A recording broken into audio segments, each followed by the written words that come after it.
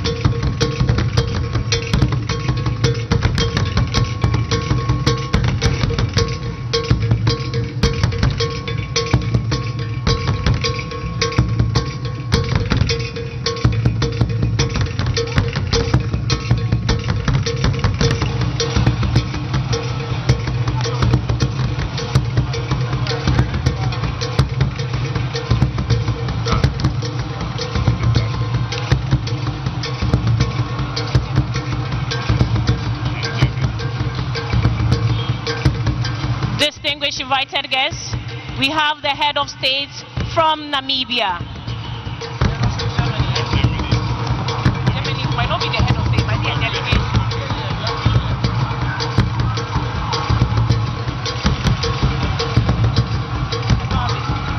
We also have in our midst a delegation from Germany.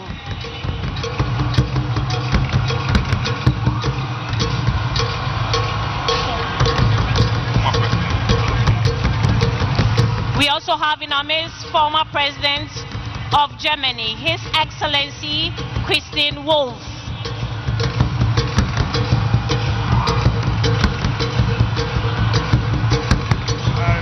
Welcome to the Blaster Square here in Accra for this live coverage of the inauguration of the President-elect John Dramani Mahama and the first Ghanaian female Vice President-elect Professor Nana Jane Opoku-Agyeman. You are live on GTV, the station of the nation. My name is Tay Kiche, your commentator for this live event. But I'm not alone here in commentary position. And I have with me... I am Squadron Leader Elizabeth Fadlatu Salifu from the Ghana Armed Forces. Dear viewers, I must add that it is an electrifying and colorful atmosphere here. We have different guests and dignitaries from all parts of Ghana, Africa and the world. We have party supporters, traditional rulers, members of the diplomatic corps, family and friends, the various security agencies from the Ghana Armed Forces, the Ghana Police Service, Prison Service, Fire Service, Customs Division of the Ghana Revenue Authority, the National Ambulance Service, among several others who are playing various roles to ensure the seamless conduct of activities today. In fact, we are not here alone, but we have a summarizer who will introduce himself. He's also a military man. I am Lieutenant Richard Kofi Kotoku. Thank you very much. And this 30,000-seater Black Star Square is full to the brim with a lot of Ghanaians from all walks of life, even outside the perimeter. It is a spectacle to behold. In fact, it is historic, a very historic moment, because for the first time in the Fourth Republic, we have a former president who has been elected to be the president, or rather re-elected to be president again. In fact, he was given an overwhelming endorsement by Ghanaian voters. Not only did he personally get that endorsement, but his party, the National Democratic Congress, was also very heavily endorsed by the Ghanaian population. This is also a very historic moment because we are witnessing, or we will be witnessing, Ghana's first female vice president, Her Excellency Nana Jane Opoku-Agyeman, who will be sworn in today. Let me add that there are several women breaking the glass ceilings in different endeavors. Just last month, the United Nations Secretary General appointed Major General Anita Asma of the Ghana Armed Forces as the first African female force commander and head of mission for the United Nations Disengagement Observer Force in Syria. Now let me take you through who the President-elect John Dramani Mahama is. Now, John Dramani Mahama is the 6th president of the Fourth Republic of Ghana. He was also the 4th president of the Fourth Republic of Ghana, having previously occupied the high office of president between January 7, 2013 and January 6, 2017. He was born 66 years ago to Mr. E.A. Mahama and Madam Abiba Naba in Damongo in the now Savannah region of Ghana. President-elect Mahama also made history as Ghana's first president to serve at all political levels. He was a member of parliament for Bolibamboy constituency, deputy minister for communications, vice president of the Republic of Ghana, and the president of the Republic of Ghana. President-elect Mahama considers the combination of history, communications, and social psychology courses he studied for his undergraduate and postgraduate degrees to have profoundly shaped his views, thoughts, and understanding of the human and contributed significantly to his development as a person. So this all shaped our president-elect, his combination of history, communications, social psychology. These are all courses he undertook at the undergraduate level and have profoundly shaped his views, thoughts, and understanding of Ghanaians and has contributed significantly to his development as a person. Under President Mahama's first administration, Ghana witnessed massive infrastructure development across all sectors of the economy, including education, health, ports and harbors, aviation, rail, oil and gas, ICT, and many more. His vision and strategic investment in these areas solidly positioned the country as a lower middle income country for its next development phase. Beyond investments in socio-economic infrastructure, President Mahama is passionate about investing in people. This amply reflects his commitment to social justice and equity, particularly through his lauded efforts to advance the interests of girls and women across all spheres. John Mahama further demonstrated his commitment to women's empowerment by appointing several women to prominent roles in his administration. In 2020, he made a groundbreaking decision to nominate Professor Nana Jenopokwajiman as his vice presidential candidate, marking it as a first for a major political party in Ghana.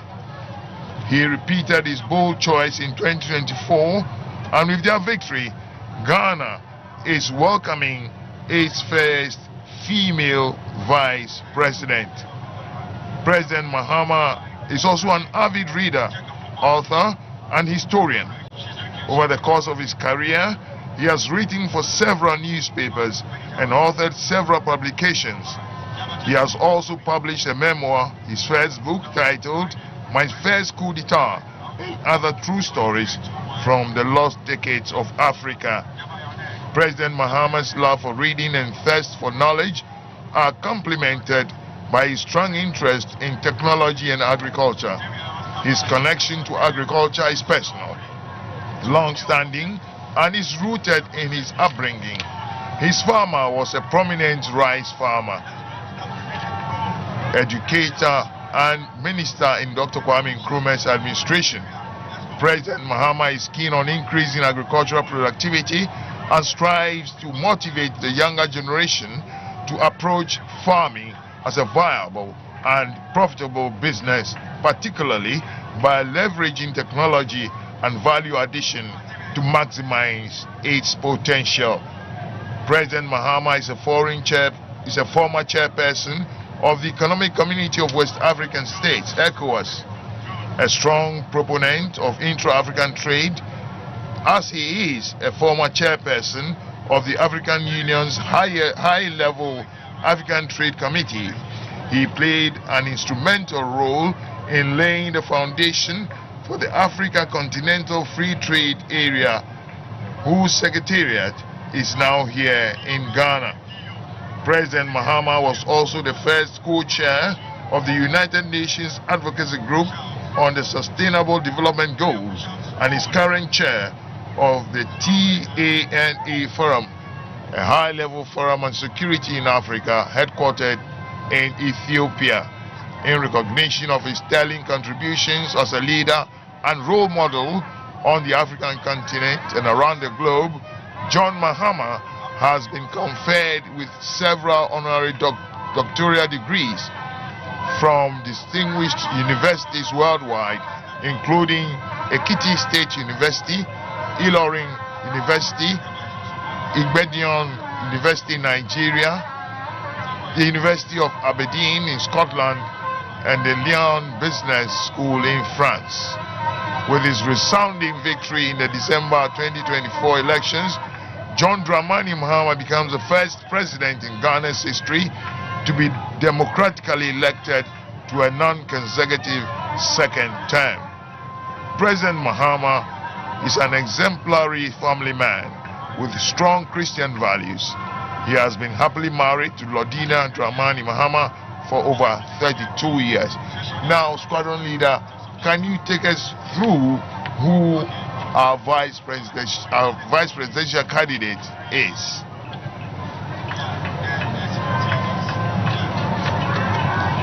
Dear viewers, as mentioned earlier, this live coverage is coming to you from the Black Star Square, also known as the Independence Square. This square holds deep historical and symbolic meaning to Ghana's independence. Now to a brief profile of our Vice President-elect, Her Excellency Professor Nana Jane Opoku Agyeman. Professor Nana Jane Opoku Agyeman was the Chancellor of the Women's University in Africa from 2018 to 2014. She was the first woman to hold the position of Vice Chancellor in Ghana, leading the University of Cape Coast from 2008 to 2012. Before I continue, permit me to mention that we have a cross-section of the various security heads. They were in our screen shortly.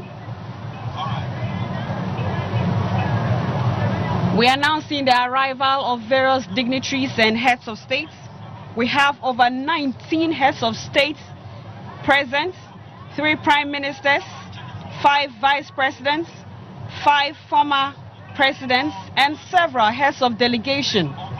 This attests to Ghana's soft power influence in the sub-region and in the world. In fact, there are also a lot of former heads of state of Africa, because I've seen Jacob Zuma, I've seen Ellen Johnson Sirleaf, I've seen General Obasanjo, I've seen Mr. Goodluck Jonathan, and a lot more others will be acknowledging as we go along. So this attests to Ghana's soft power influence in the sub-region. And just to continue with the profile of Ghana's first elected Vice President of the Republic of Ghana, Her Excellency Professor Nana Jane Opoku Agyeman. She was the immediate past president of the Forum for African Women Educationalists and chairperson of the Africa Board.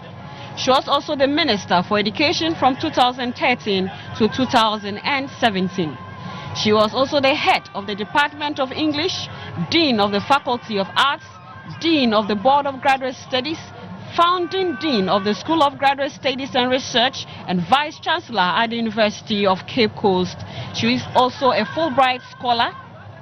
Professor Opoku Agyeman holds a Bachelor of Arts in French and English, a Diploma in Education from the University of Cape Coast, a Diploma in Advanced Studies in French from the University of Dakar, and a Master of Arts and PhD in Literature from New York University of Toronto and Canada. Madam Vice President is the recipient of national and international awards, notably Officer of the Order of the Volta for academic distinction, the Ghana Women of Excellence Award, the education category, and she also holds Doctor of Letters, University of Cape Coast. On your screen now are the heads of the various security agencies.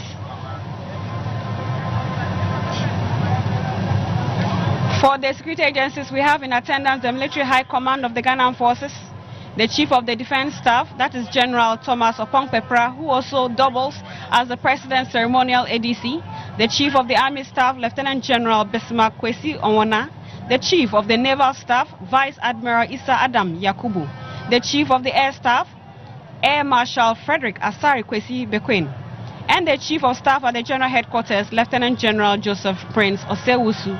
May I also add that we have the heads of the security agencies. We have the Inspector General of Police, Dr. George Akufu-Dampari, who is also the President's ceremonial ADC, the Director General of Prisons, Mr. Isaac Kofi Ejiri. The Commissioner General of the Customs Division of the Ghana Revenue Authority, Brigadier General Zibrim Ayorigo. On our screen now is the former President, His Excellency John Ajekum Kufuor. And also the presidential candidate for the New Patriotic Party in the just ended elections, Dr. Mahmoud Bawumia, is also present here with all of us, witnessing this historic event here at the Black Star Square, Accra.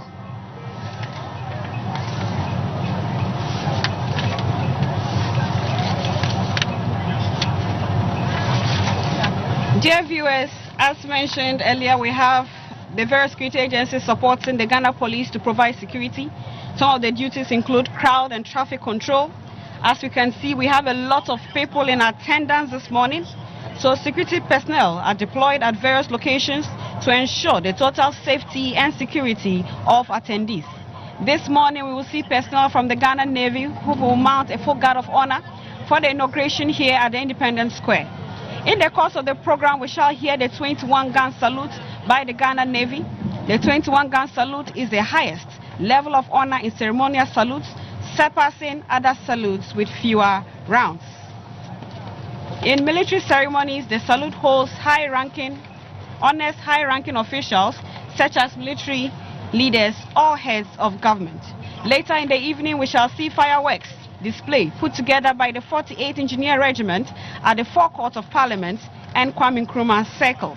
We shall also see a full guard of honor, or should I say full guard of honor was mounted by the Ghana Air Force for the various visiting heads of state at the Kotoka International Airport.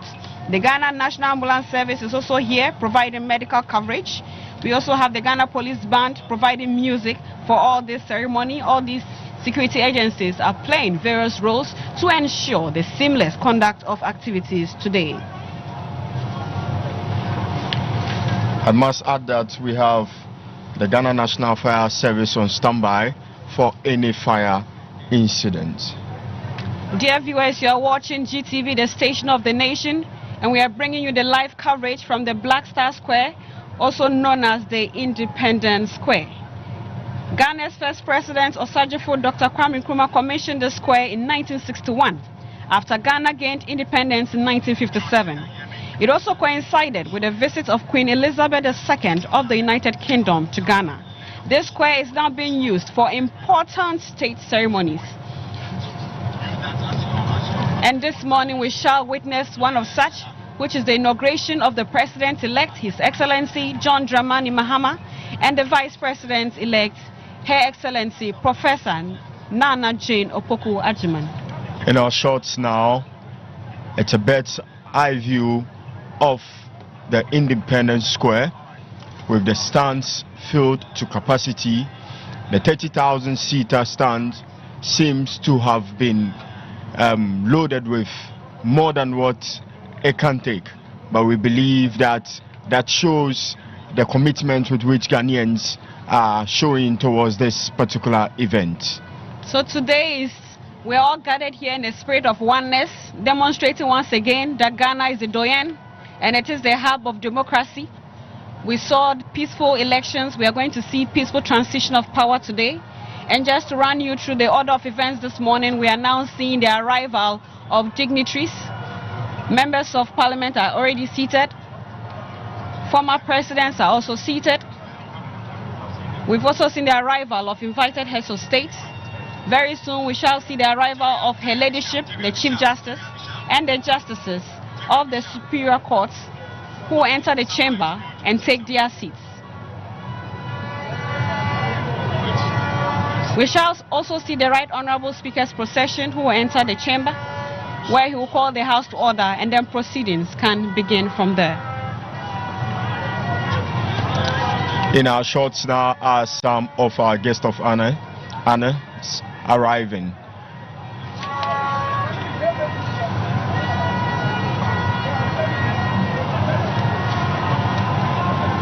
Dear viewers, you are watching once again GTV, the station of the nation, bringing you the live coverage of the inauguration of the President-elect, John Dramani Mahama, and the Vice President, Professor Nana Jane Opoku Ajiman. Arriving now as the Speaker of Parliament.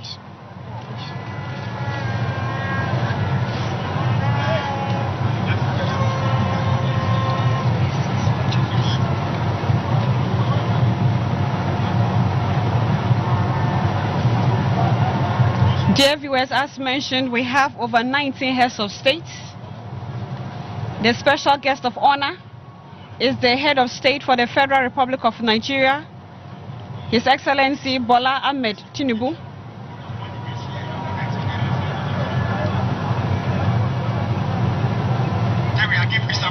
We also have the head of state for Liberia, His Excellency Joseph Numa Boakai.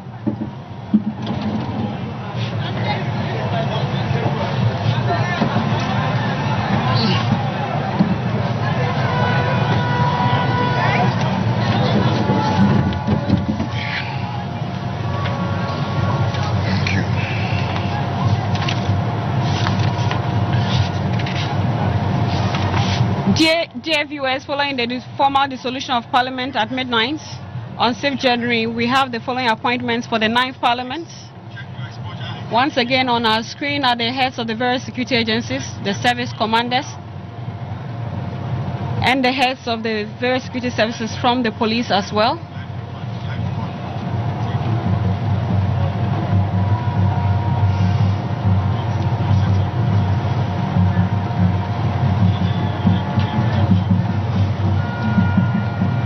It seems the security services are well represented here at the Blaster Square. It's a beautiful thing that all Ghanaians are united in today's inauguration of the president and the vice president.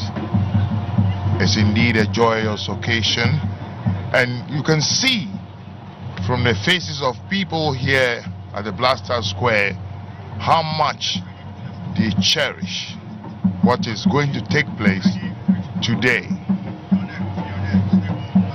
Dear viewers, just to add, as at 4 a.m. when we arrived, this place was already full with several people in their colorful traditional Ghanaian regalia, some in party colors, and this is us as Ghanaians celebrating oneness and togetherness. We have demonstrated to Africa and to the world that we are the doyen of democracy.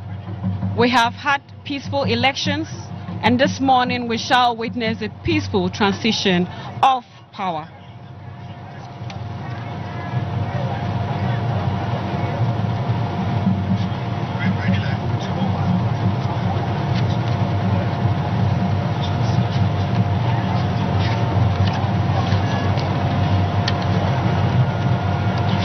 Dear viewers, following the formal dissolution of Parliament at midnight on 6th January, we have the following appointments for the 9th Parliament, who were inaugurated this morning.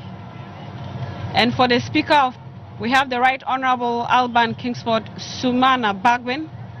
We'll read his profile in the course of the program. The first Deputy Speaker is the MP for Akachi South, Bernard Ahiafo. The second Deputy Speaker is the Member of Parliament for Fomena, Honorable Andrew Amwako Esiama. For the majority side, we have the Majority Leader for the 9th Parliament, who is the MP for Ajumako Enyan Esiam, Dr. Kesiel Atoforsen. The Deputy Majority Leader, who is the Member of Parliament for Elembele, Honorable Emmanuel Ama Kofibua. The Majority Chief Whip is the MP for Adaklu, Honorable Governs Kwame Agboja. The Deputy Majority Chief Whip is the MP for Banda, Honorable Ahmed Ibrahim. For the minority side, we have the Minority Leader, who is the MP for Efutu, Honorable Alexander Afenyo Maken. The Deputy Minority Leader, who is the Member of Parliament for Asokwa, Honorable Patricia Apieje. The Minority Chief Whip, Honorable Frank Ano Dompre, who is the Member of Parliament for Isawam Adojiri. The first Deputy Minority Whip is Honorable Habib Idrisu, who is the MP for Tolon. And the second Deputy Minority Whip is Honorable Jerry Ahmed Shaib, who is the Member of Parliament for Weja Bawi. Now let me run you through the program as it is. We are expecting Her Ladyship, the Chief Justice and Justice of the Superior Courts, to enter the chamber meaning here at the Blaster Square, and then followed by the Speaker's procession, and the Speaker will take his chair, then he will call the House to order. The majority and minority leaders, at the invitation of the Right Honorable Speaker, will join the procession to receive His Excellency the President-elect and Her Excellency the Vice President-elect to the House. That is the Black Star Square. His Excellency the President-elect and Her Excellency the Vice President-elect will then be conducted into the chamber by the Right Honorable Speaker. The Right Honorable Speaker will then invite Her Ladyship, the Chief Justice,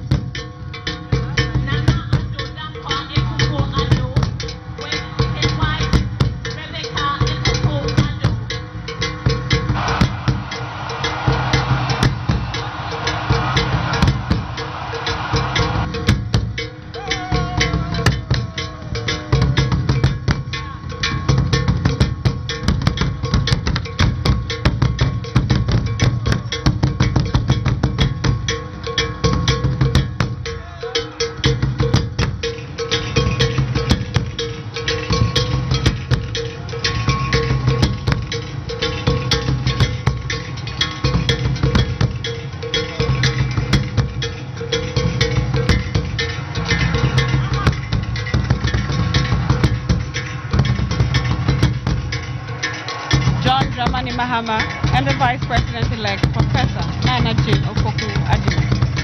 We are seeing more arrivals of our dignitaries. We just saw the arrival of the outgoing First Lady, the lovely wife of His Excellency, the outgoing President. So on our screen now is the outgoing President, His Excellency Nana Addo Dankwa Akufo-Addo, and his lovely spouse, Madam Rebecca Akufo-Addo. You are live on GTV, the station of the nation, and we are telecasting this event live across all the regions in Ghana. And I believe you can also listen to our radio commentaries on all the regional FM stations of the Ghana Broadcasting Corporation. We still remain the pace setters. That's why we always bring you live coverage of national events.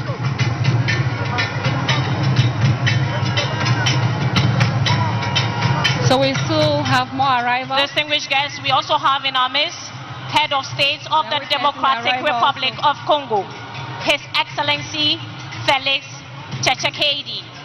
You are most welcome, sir. I'll witness the arrival of the Right Honorable Speaker and the Chief Justice.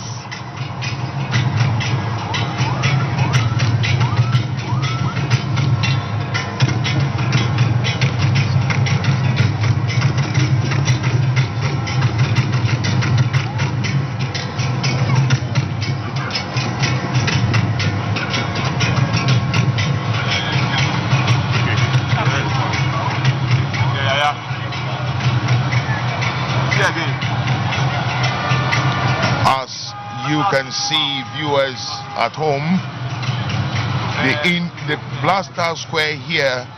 Distinguished guests, ladies and gentlemen, we also have in our midst the Ghanaians from all walks of life are here to witness this historical event. And I call it a historical event for so many reasons.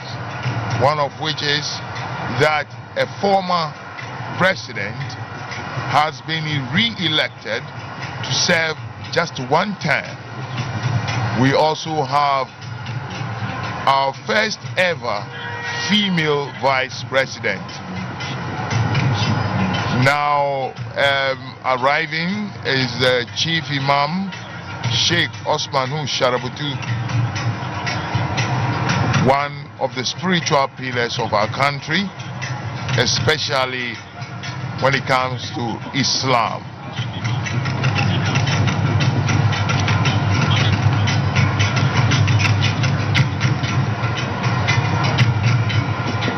Distinguished viewers, if you are just tuning in, you are watching the inauguration of President John Dramani Mahama.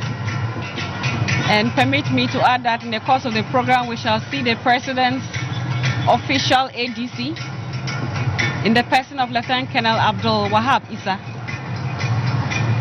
Let me also use this opportunity to dispel the misconception of who an ADC is. The ADC is not a bodyguard.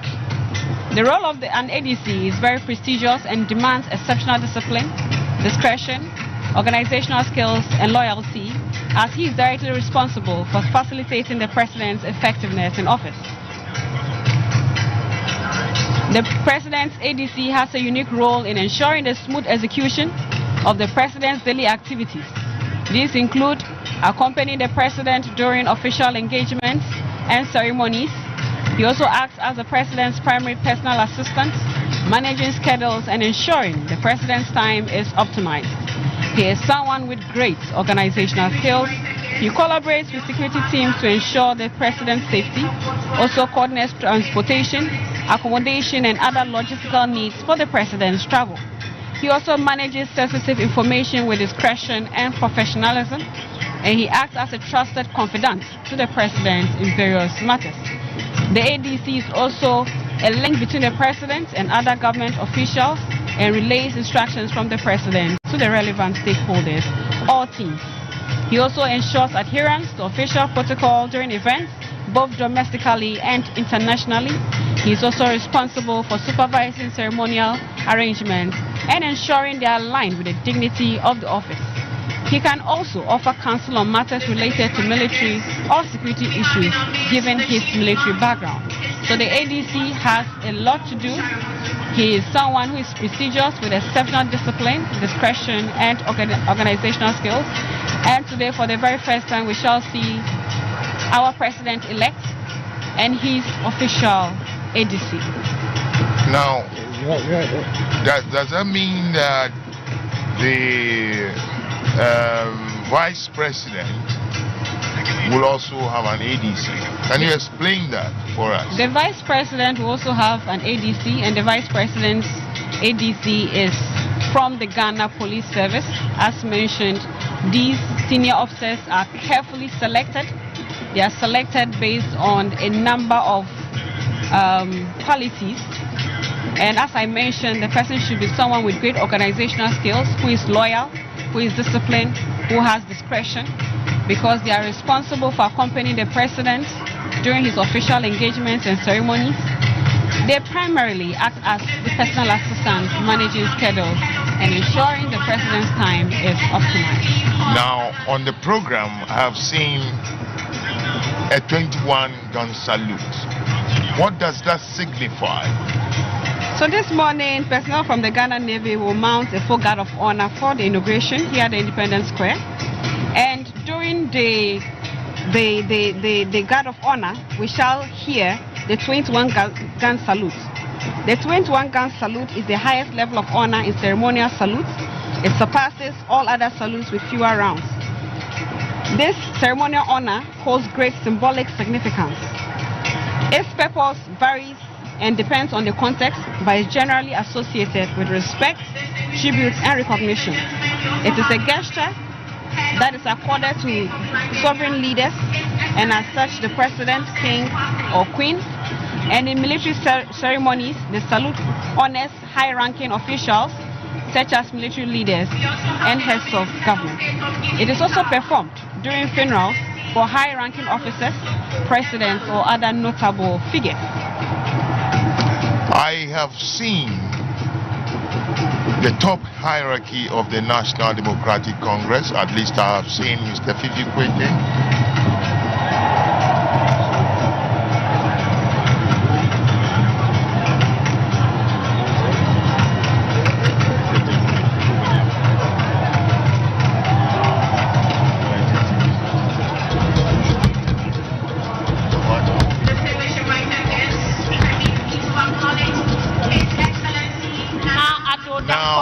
Akufo-Addo and his wife, Her Excellency Rebecca Akufo-Addo. The Black Stars were here in Accra, and as I was saying before, I've seen the top hierarchy of the National Democratic Congress. At least I've seen Mr. P. Kweti, I've seen Professor Joshua Alabi. Your Excellencies, distinguished invited guests, ladies and gentlemen. Currently, our very special guest of honor is the President and Commander-in-Chief of the Armed Forces of the Federal Republic of Nigeria, His Excellency Ahmed Bola Tinubu.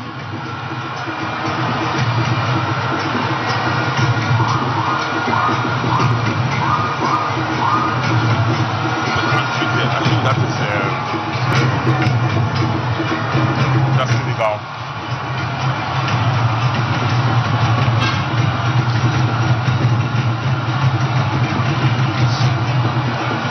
We also have in our midst Head of State of Senegal, His Excellency Bassirou Faye.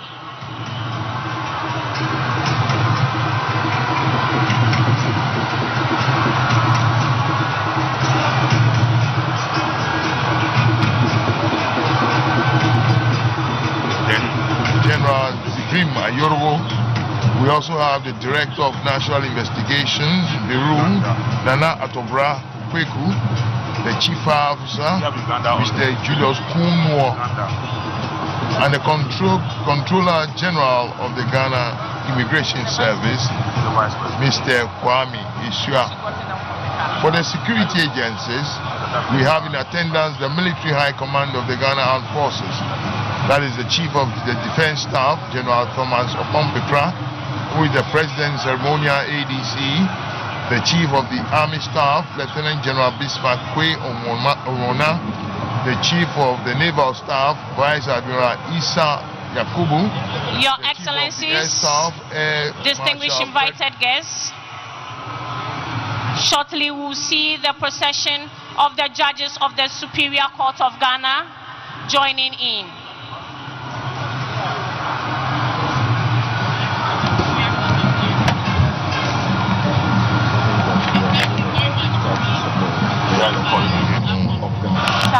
He's the Chief Justice first. Yes, I am. Now on your screen are members or the judges of the Supreme Court of Ghana, led by the Chief Justice, Her Ladyship Justice As we welcome Her Ladyship, the Chief Justice Gertrude Araba Isaba Saki Tokonu, leading the procession of the Justice of the Superior Court of Ghana.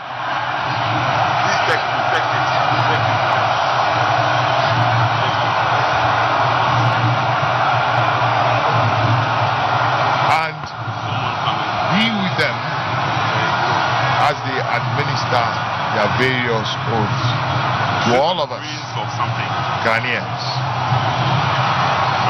Dear viewers, let me just add that Her Ladyship Justice Gertrude Araba Isaba Saki Tokonu was sworn into office as the 15th Chief Justice of Ghana by His Excellency Nana Addo Dankwa Akufo-Addo as mandated by the 1992 Constitution on Monday, 12 June 2023. By her appointment, Justice Tokonu became the third female Chief Justice of Ghana after Justice Georgina Theodora Wood, who served from 2007 to 2017, and Justice Sophia Kufu, who served from 2017 to 2020. As the head of the Judiciary and the Judicial Service of Ghana, she took over from His Lordship Justice Enim Yeboah, who retired on 24th May 2023 as required by the law. As mentioned earlier, she will be playing a very important role today to see to the successful transition of power. We are still live from the Black Star Square here in Accra, and you're watching us on various networks across the country. This feed is also being picked live by other sister broadcasting networks television networks, I must say. And as you can see, some members of the diplomatic corps. I can see a Catholic or a clergyman.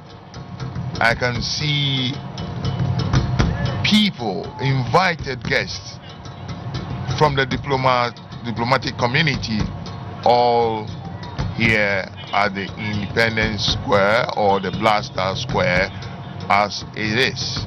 We have over 19 heads of state gracing this occasion. We have 3 prime ministers, we have 5 former presidents, and we have 5 vice presidents. We have various heads of delegation from Africa and across the world, all here with us to celebrate this peaceful transition of power. This once again demonstrates Ghana's influence, Ghana's soft power influence across Africa and the world. In fact, their presence here is a testimony to the success of our democratic experiment. Other countries in Africa never had it the way we have. There have been chaos, there have been fights, there have been protests across some countries in Africa. We thank God that our transition has been relatively peaceful, and this is not the first time we are transiting power from one political party or government to another, from the governing party to the opposition party. We had the first one in 2001, we had another one in 2009, then we had another one in 2017, and then today we are having another one. Now let me run you through the history of the Fourth Republic. Flight Lieutenant Jerry Rawlings took us Ghanaians as our head of state or president from the 7th January 1993 to 7th January 2001. He was distinguished guests, ladies and gentlemen, of Ghana. We also have in our midst head of state of Kenya, His Excellency William Ruto.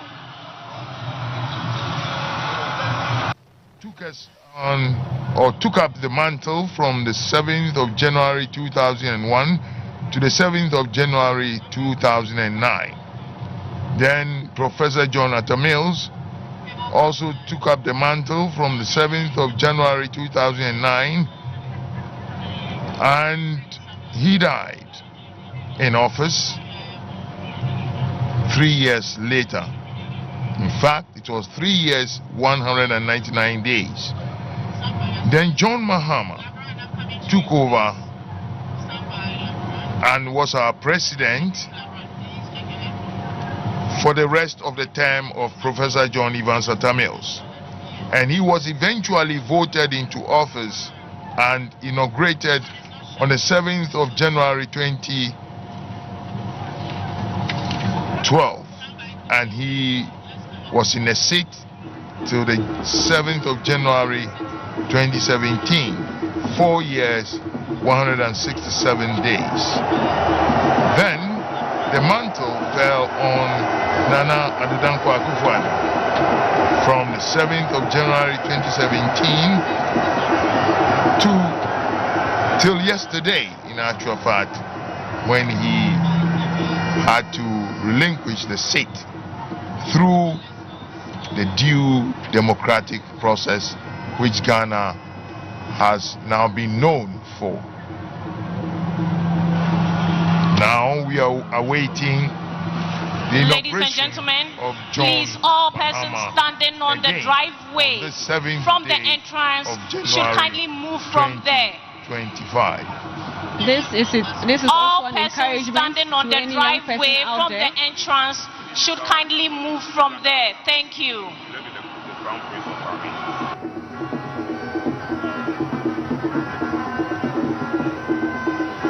never give up. We should always continue to fight and keep trying till we meet our goal. Distinguished viewers, our very special guest of honor is the President and Commander-in-Chief of the Armed Forces of the Federal Republic of Nigeria, His Excellency Ahmed Bola Tinubu. He is also the chairperson of the Economic Community of West African States, and he is gracing us with his presence today.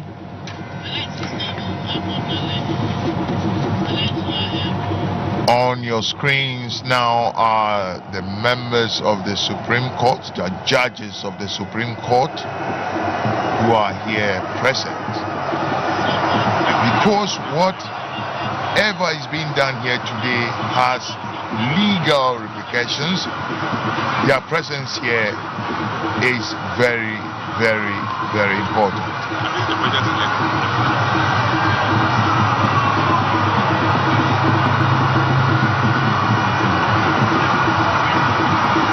So we are seeing the arrival of more dignitaries.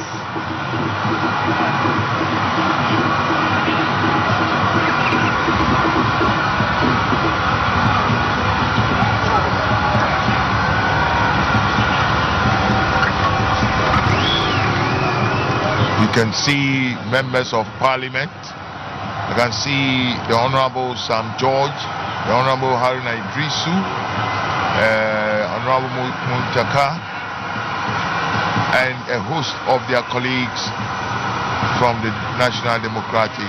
Your Excellencies, distinguished invited guests, ladies and gentlemen, arriving now is the Speaker of Parliament, Right Honorable Alban Sumana Kingsford Babin. Shall we please rise to welcome the Right Honorable Speaker of Parliament? And other security agencies who are also present.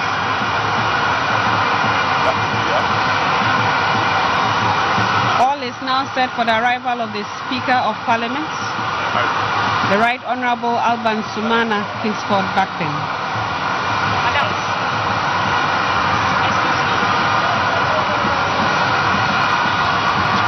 Very soon the entire space distinguished guests, will be converted very to Parliament. soon the entire space of this sphere will be converted to Parliament for the swearing in of the President-elect and Vice President-elect. The arrival of the Speaker of Parliament, Right Honorable Alban Sumana Kingsford Babin. He will very soon call this place to order, and this place will be converted to Parliament for the swearing in of the President and Vice President-elect. You know, yesterday I learned from the Speaker that his name is Sumana. You know, and sometimes we in the media mispronounce the names of people a lot. And I think we must up our game. Please be seated. Taking the advice or on how to mention names. Shortly we will be joined by the President-elect and Vice President-elect of the Republic of Ghana, and they will be received by the Speaker of Parliament. You've not met before. It's just... Indeed, we will all try to get the pronunciations of their names right, but we must also acknowledge that we all come from different backgrounds, different religion and ethnic backgrounds, and this can sometimes affect the pronunciation, but as courtesy demands, it is something that we all must learn to pronounce names from the north, from the east, from the west, regardless.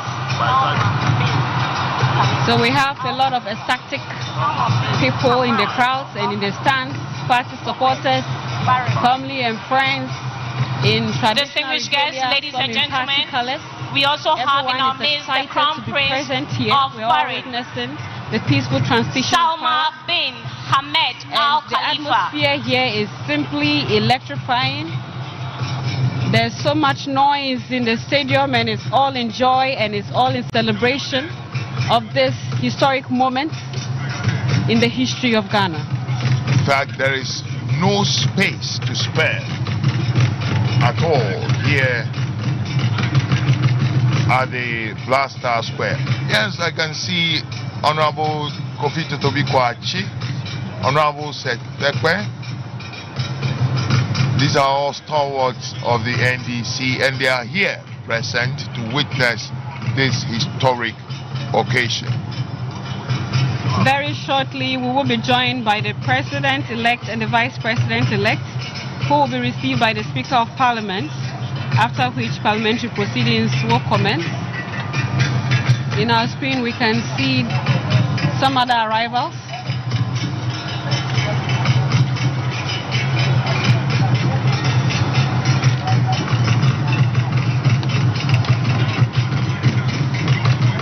As mentioned, we have various security agencies supporting the Ghana Police Service to provide security.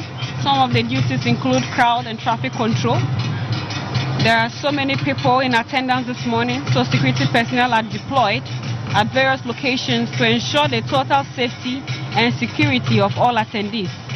This morning, personnel from the Ghana Navy will mount a full guard of honor for the inauguration here at the Independence Square. And in the course of the guard of honor, we shall hear the 21-gun salute. As mentioned earlier, the 21-gun salute is the highest level of honor accorded to any president, head of state, or senior military head.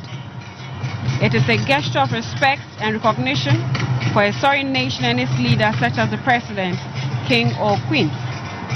It is also performed during funerals for high-ranking officers, presidents, or other notable figures. On our screens now is the outgoing president, His Excellency Nana Addo Dankwa Akufo-Addo, and his lovely spouse, Madam Rebecca Akufo-Addo, former President John Ajekum Kufuor, the outgoing Vice President, His Excellency Alhaji Mahmoud Bawumia, and his lovely spouse, Madam Samira Bawumia.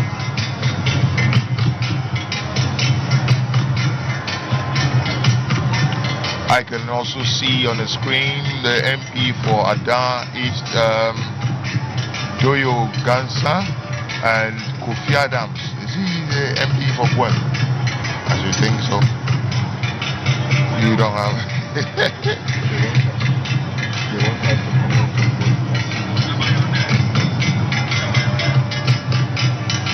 More arrivals on your screens. More arrivals in your screens, and you can see that the Blaster Square here is packed to capacity. Apart from those on the, in the stands, there are people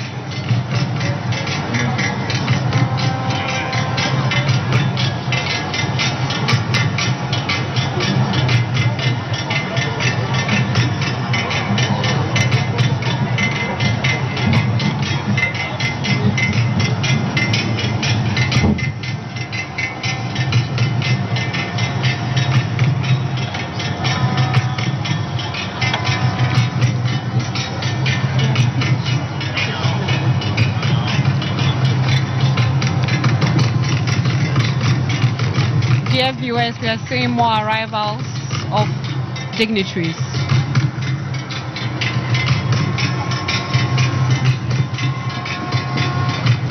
I bet a lot of people here are just waiting for the arrival of the president-elect and the vice president-elect.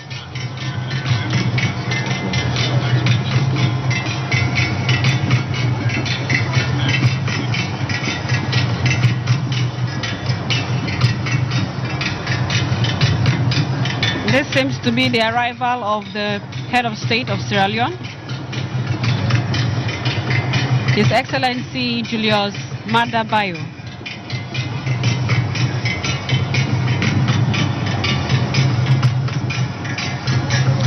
We have how many heads of states here? 19, I think. 19 heads of states, 5 former presidents, 3 prime ministers, and 5 ministers, with several delegations from across Africa and the whole world. I hear there's a U.S. delegation too in town to witness this historic event. Exactly. The United States President, His Excellency Joe Biden, has sent a high-powered delegation to witness this event as well. We can't count out the party supporters who are also here in On your screen now is the minority leader Mr. Afenyo Marking, Honorable Afenyo Marking, and Valerie Sawyer. Dr. Valerie Sawyer is also there, and Dr. Kwabena Dufo, I can see in the background behind them. And we have the Archbishop as well, Archbishop Duncan Williams. He's also present. Here is Mr. Jacob Zuma, former president of South Africa too. As mentioned, the audiences are from wide and vast, from Africa, from the world, within Ghana. It's just massive. The attendance is massive, and it's just wonderful to behold this historic moment.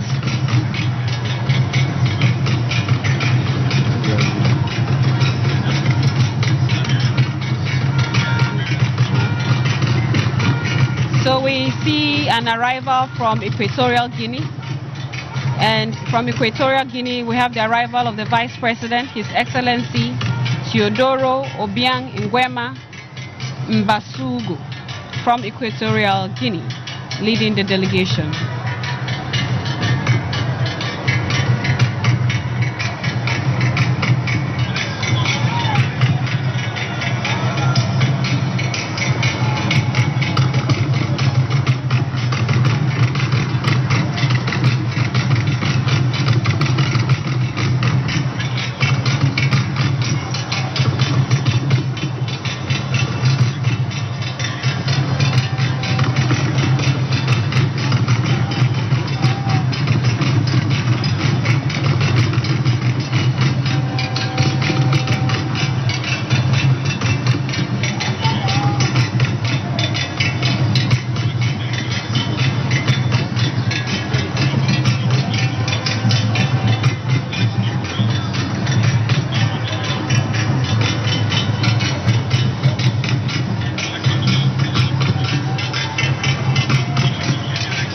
We have just seen the arrival of the Vice President from Equatorial Guinea, His Excellency Teodoro Obiang Nguema Mbasugu. He's leading a delegation to this August event.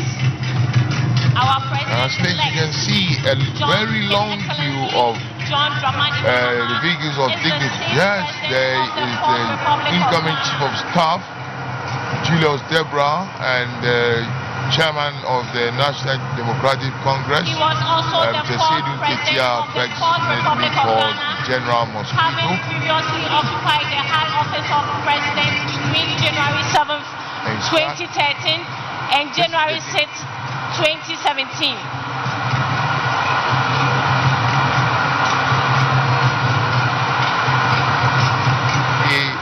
That is the Rwandan president. Mr.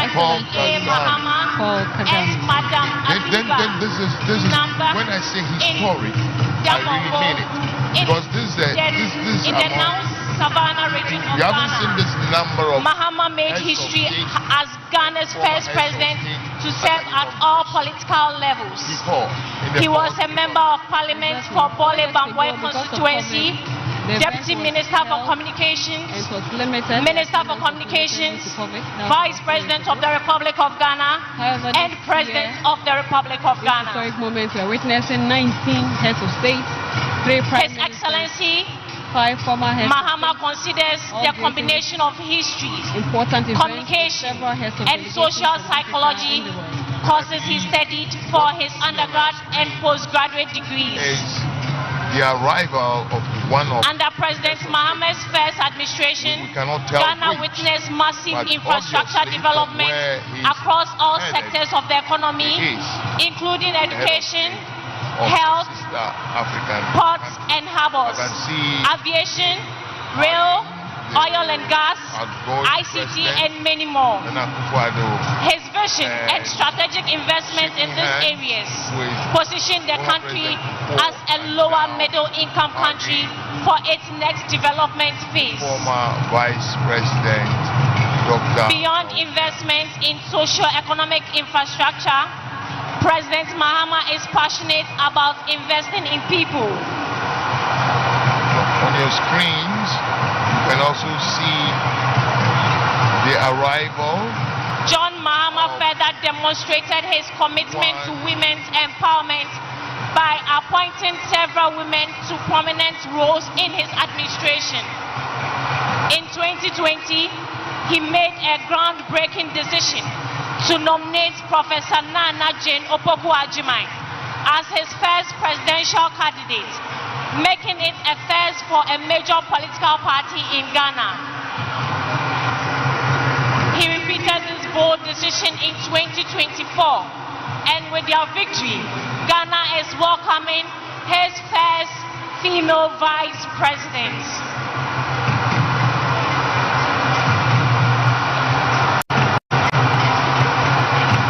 His Excellency John Mahama is an avid reader, author, and historian. Over the course of his career, he has written for several newspapers and authored several publications. He has also published a memoir, his first book titled My First Coup d'Etat, and other true stories from the lost decades of Africa. President Mahama's love for reading and taste for knowledge are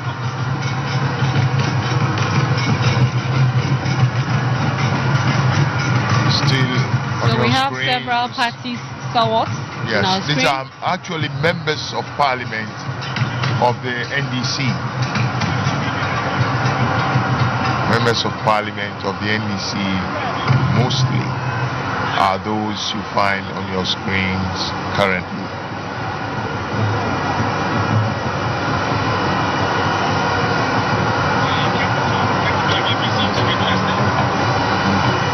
And these are members of parliament of the MPP on your screens, as and more dignitaries arrive at the Blaster Square here to witness the May I now of call the House to order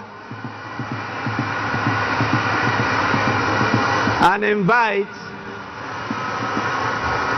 the majority and the minority leaders to assist me receive Her Excellency the Vice President-elect of the Republic of Ghana, together with His Excellency the President-elect of the Republic of Ghana. Honorable majority and minority leaders may proceed now.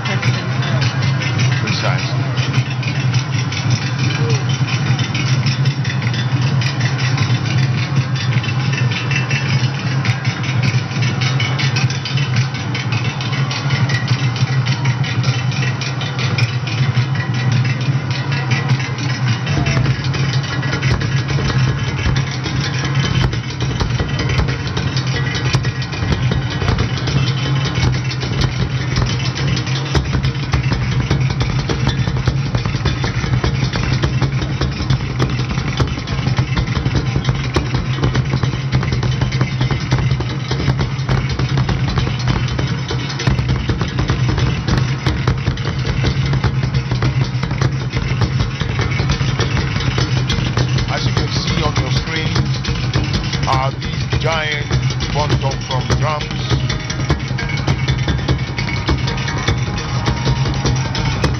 Sounding out the rhythm of Ghana.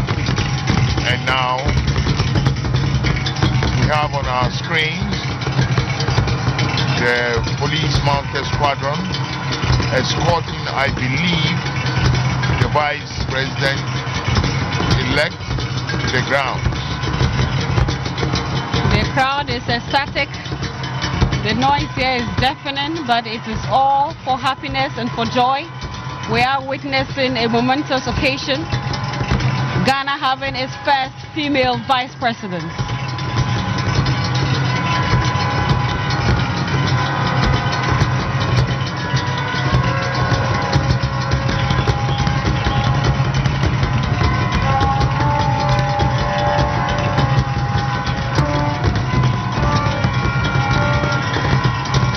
The bedlam here is intense.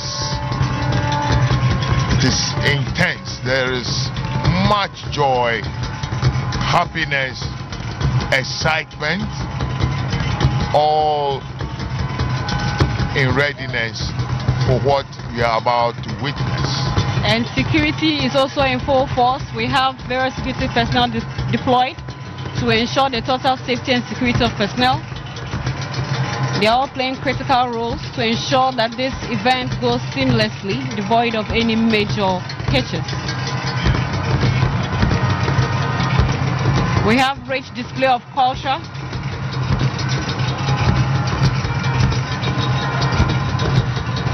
I believe that is... And that is DSP Mary Agamba.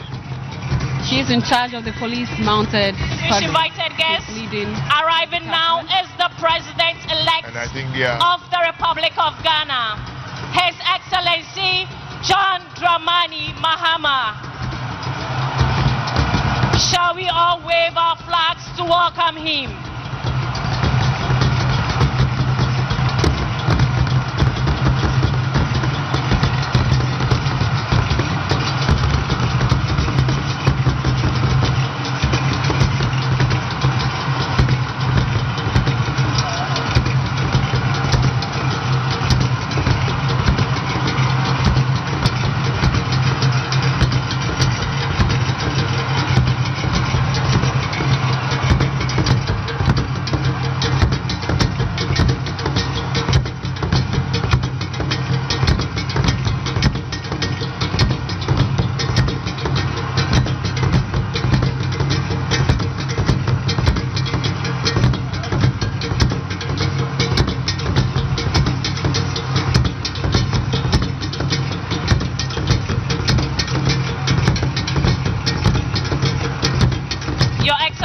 Distinguished invited guests, arriving now is the President-elect John Dramani Mahama. He is accompanied by his spouse, soon-to-be First Lady, Her Excellency Lordina Dramani Mahama. Shall we all wave our flags to welcome him?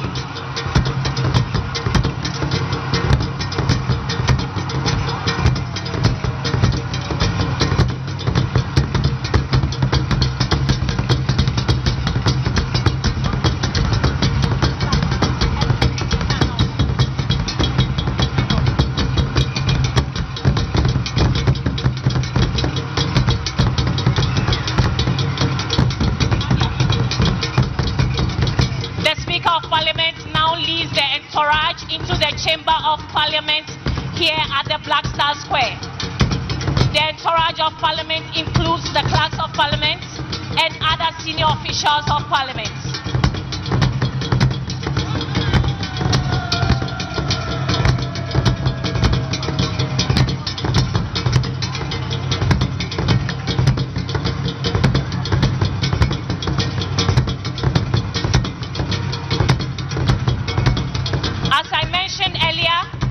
We will soon enter the Chamber of Parliament, and so the Speaker of Parliament will shortly take over. Shall we please rise as they process into the chamber?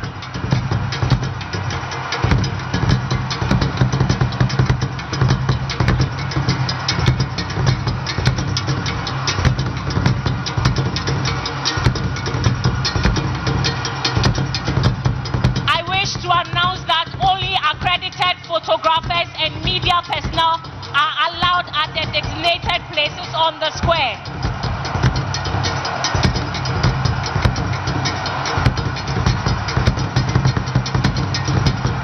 Please, if you are not authorized to be on the square, kindly move back.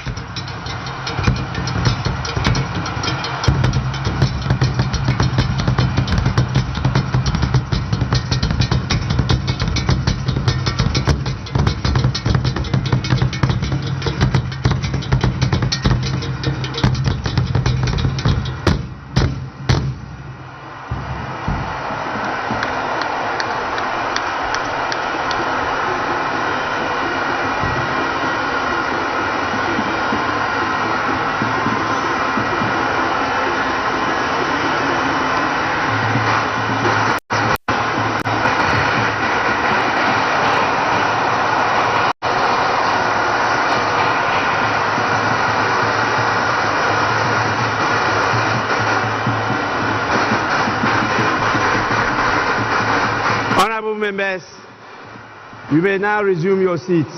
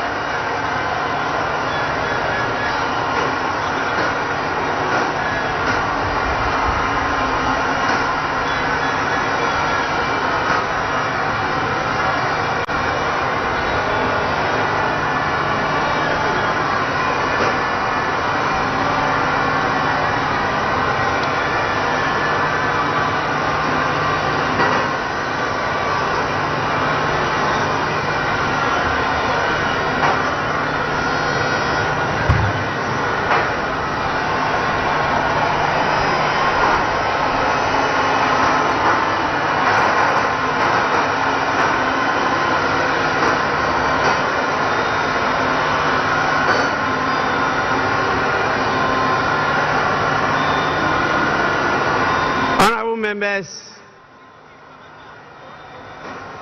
I now have the singular honor and pleasure to invite Her Ladyship, the Chief Justice of the Republic of Ghana, to administer the oaths to the President-elect and the Vice President-elect. We will start with the Vice President-elect, who will take and subscribe to the oath of allegiance and the oath of the Vice President. Your Ladyship, the Chief Justice, you may now do so now.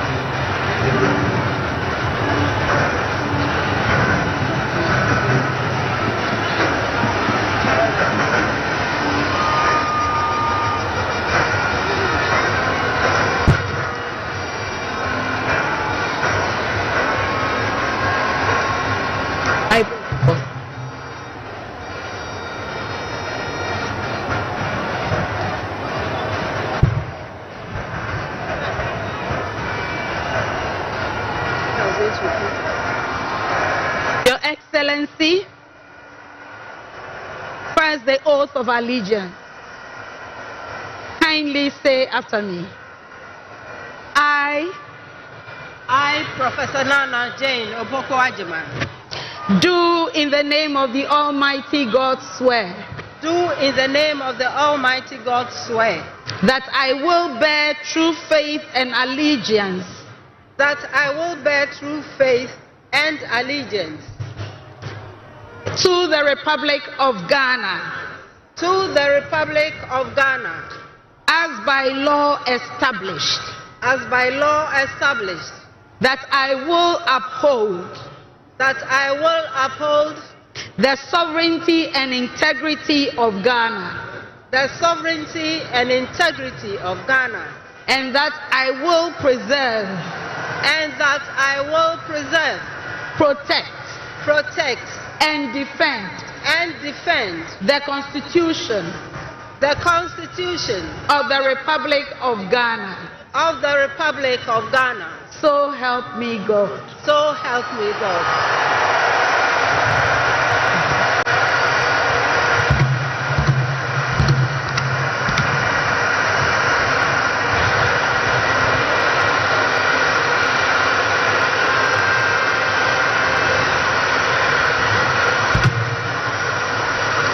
Your Excellency, now the oath of the Vice President.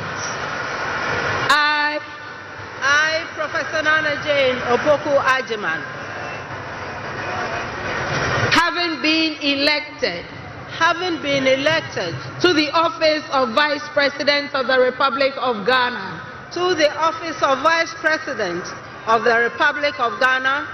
do in the name of the Almighty God swear. That I will be faithful. And true. To the Republic of Ghana. That I will at all times. Preserve. Protect. And defend. The Constitution of the Republic of Ghana. And I dedicate myself. To the service. And well-being. Of the people of the Republic of Ghana. And to do right. To all manner of persons. I further solemnly swear that should I at any time break this oath of office, I shall submit myself to the laws of the Republic of Ghana, and suffer the penalty for it. So help me God. Congratulations, Madam Vice President. Thank you. Lift your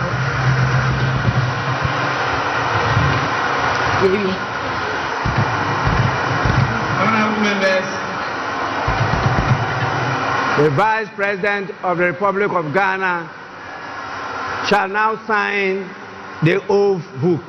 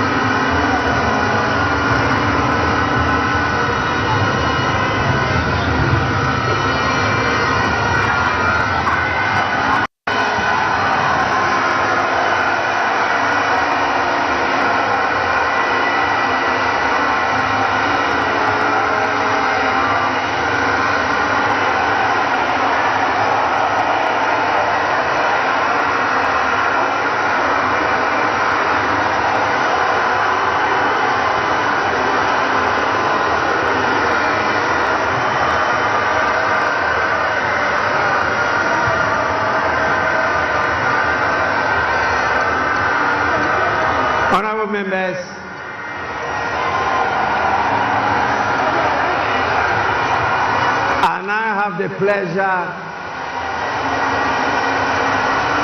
and joy to, on your behalf, invite His Excellency the President-elect to take and subscribe to the oath of allegiance and the presidential oath. Your Excellency, you may now proceed to do so.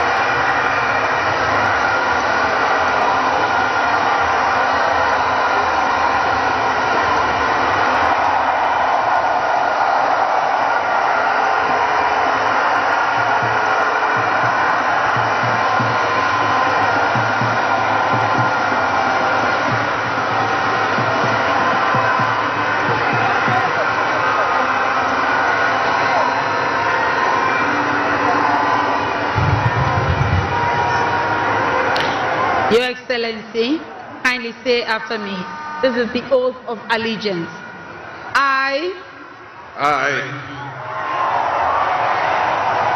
Your name? John Dramani Mahama. Do in the name of the Almighty God swear. Do in the name of the Almighty God swear. That I will bear true faith. That I will bear true faith. And allegiance. And allegiance. To the Republic of Ghana. To the Republic of Ghana. As by law established. As by law established. That I will uphold. And that I will uphold. The sovereignty. The sovereignty. And integrity. And integrity. Of Ghana. Of Ghana. And that I will preserve. And that I will preserve. Protect. Protect. And defend. And defend. The Constitution. The Constitution. Of the Republic of Ghana. Of the Republic of Ghana. So help me God. So help me God.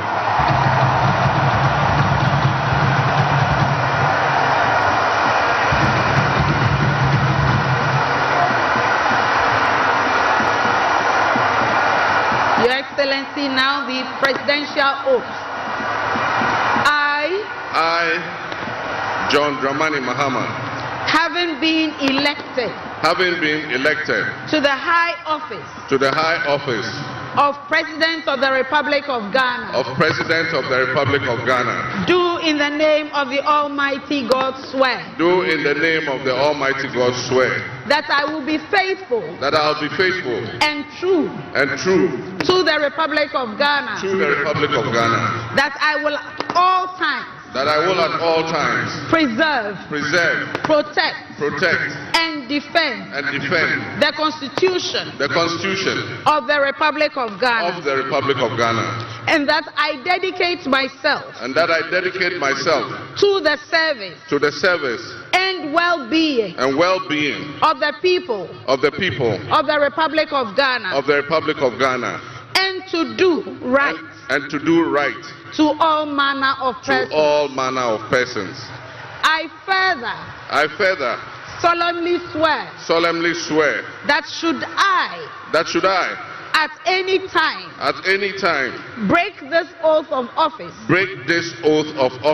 I shall submit myself to the laws of the Republic of Ghana and suffer the penalty for it. So help me God. Congratulations, Mr. President. Let me be the first.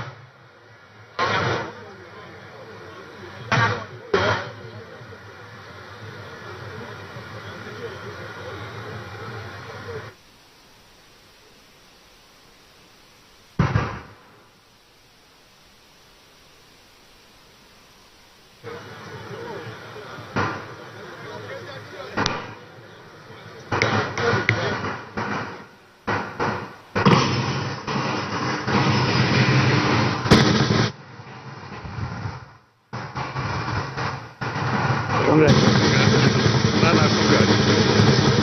Thank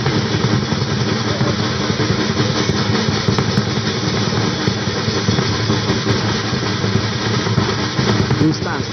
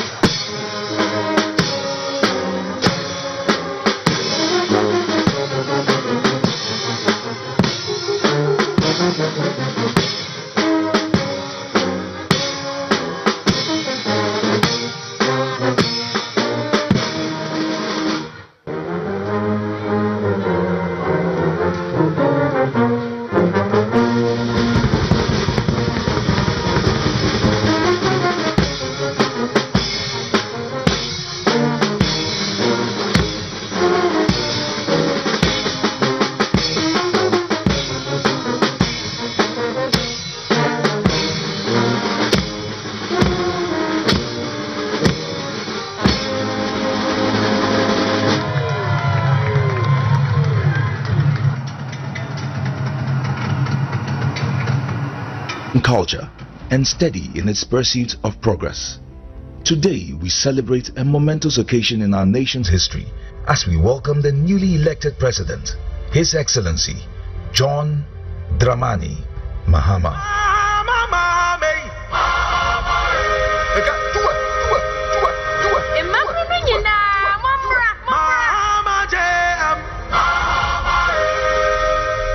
A true nation builder, committed to forging a brighter future for all Ghanaians. John Mahama embodies the pillars of leadership that our nation craves: trustworthiness, reliability, modesty, and above all, truthfulness. From the moment he stepped into the political arena, John Mahama has demonstrated an unwavering commitment to the people of Ghana. His approachable demeanor, paired with his genuine concern for the needs of the Ghanaian, has earned him their trust. A trust that is pivotal for any leader aiming to guide a nation through challenging times. What I really like about JDM is his humility. The man is simply so down to earth, it's unbelievable. He's so humble, it's unbelievable. I really like that about him. John Mahama osronyame, odonyame, osronyame, openi pasem, okita kumapa. Mihuna se mehu mimi abema. Oyo bi nso a onyiyi nipam. We are akwala o, we are openi o, we are pepeni o, we are twivi o, we are bebi a tribe bia ofi bia John Mahama pe wase. On kase we inye twivi, we inye weli. Honorable members, President Mahama is practical. He communicates his issues very, very well. And he understands the Ghanaian politics very well. He understands the Ghanaian people very well. And that is what I like about him. The brand, John Dramani Mahama, is not just a name. It represents resilience, strength, progress, and empathy. I believe John Dramani Mahama is loved by many. His personality. And now, on your behalf, invite His Excellency, the President of the Republic of Ghana, to deliver his inaugural address. Your Excellency, you may now proceed to do so.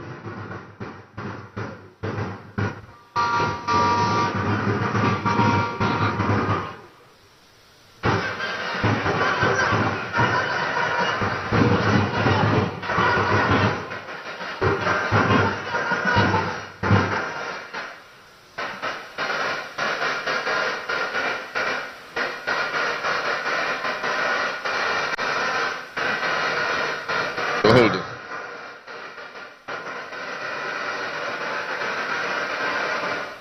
The Right Honorable Speaker of Parliament, Honorable Members of Parliament,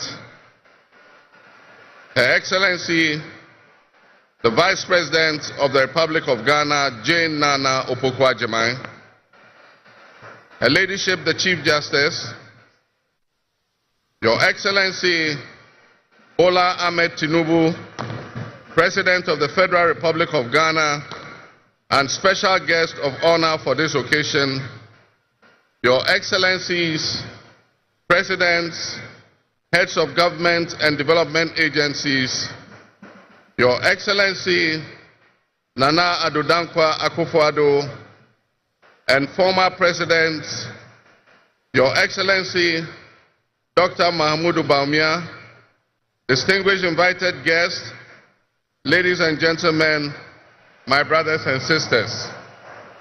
I wish you a good morning, and we give thanks to the Almighty God on this occasion.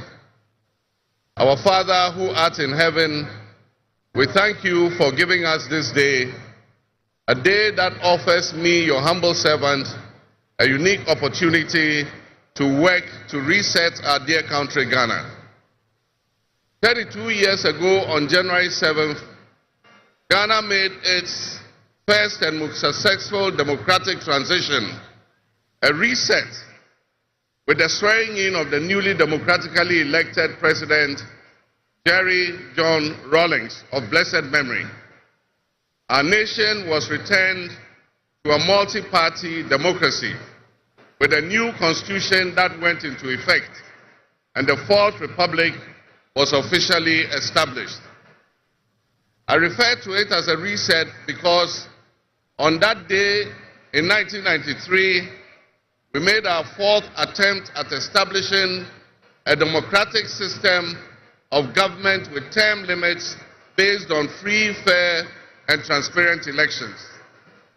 The handover of power on January 7, 2001, between former President Jerry John Rawlings and at the time the newly elected President John Agyekum Kufuor, tested that reset, and our nation passed with flying colors. So today, with my induction as the new President of the Republic of Ghana, history is being made once again. And it is a history worth repeating every 4 years with each newly elected president. Today, we're also making a different kind of history, one that speaks to our maturity as a democracy, a nation of citizens enfranchised with the authority at the polls to determine their political future. Today's exercise between the outgoing President, His Excellency Nana Addo Dankwa Akufo-Addo, and I feels a bit like a deja vu. That is because 8 years ago to this day, on January 7, 2017, we shared this same space and performed this same transitional exercise. At the time, I was the outgoing President, having served one term, and he was the incoming President, having been given a mandate by the people of Ghana to lead this great nation of us. He and I both understood on that day, as I'm sure we are today, that it is the people of Ghana that we are elected to serve. Somehow, it seems fitting that it is with Nana Akufo-Addo that I twice shared this stage and this unique historical distinction, because Nana Akufo-Addo and I began our national political careers in Parliament in the same year, 1996. He has always greeted me with warmth, a firm handshake, and a smile, and he is perhaps the only person in my life who has persistently chosen to call me Johnny. While we belong to opposing political parties, we shared a sense of mutual respect. In those early days, we probably could not have imagined that destiny would bring us to the leadership of our respective parties, and that we would have to face off 3 separate times as we each vied for the highest office of the land.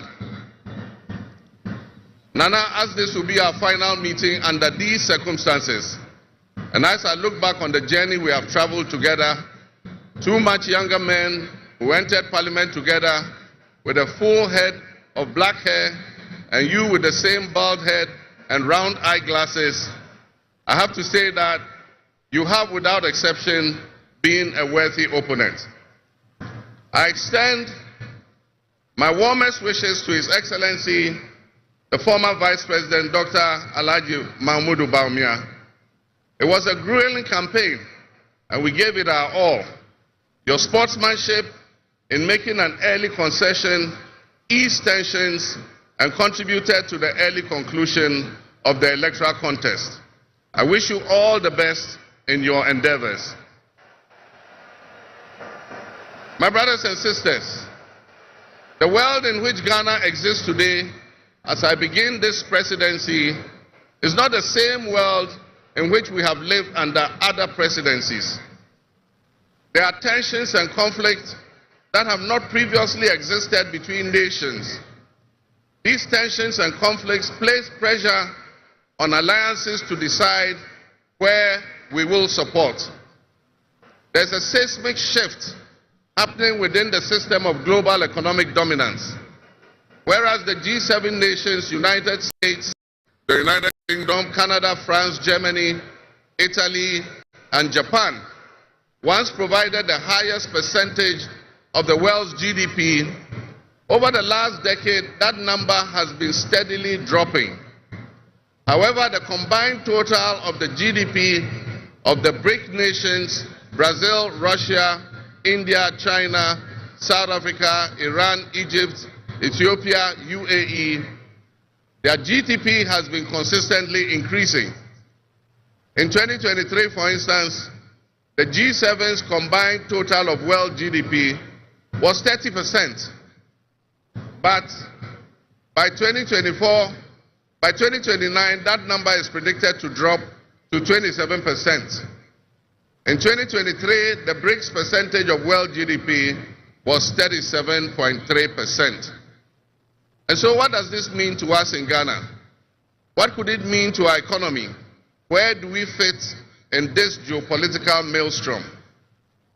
Technology such as artificial intelligence has taken us to new heights, opening up the potential for national, financial, and personal security issues that we are not yet able to imagine. One example is the use of misinformation and algorithm manipulations on social media platforms to sway a particular group's sentiments towards or away from something.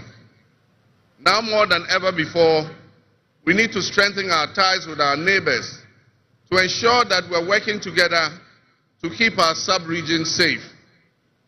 We stand in solidarity and work in alliance with all our neighbors in the sub-region. Recognizing the history of our borders, we also acknowledge that on the other side of our country's borders are our family members. They may be Ivorians, they may be Togolese, they may be Burkinabes, they may be Nigerians or Malians, but they are also Akans, they are Kasinas, they are Gwans, they are Ewes, they are Nzemes, they are Hauses, they are Moshis and Gurmes. Because we are all part of one another, one big family.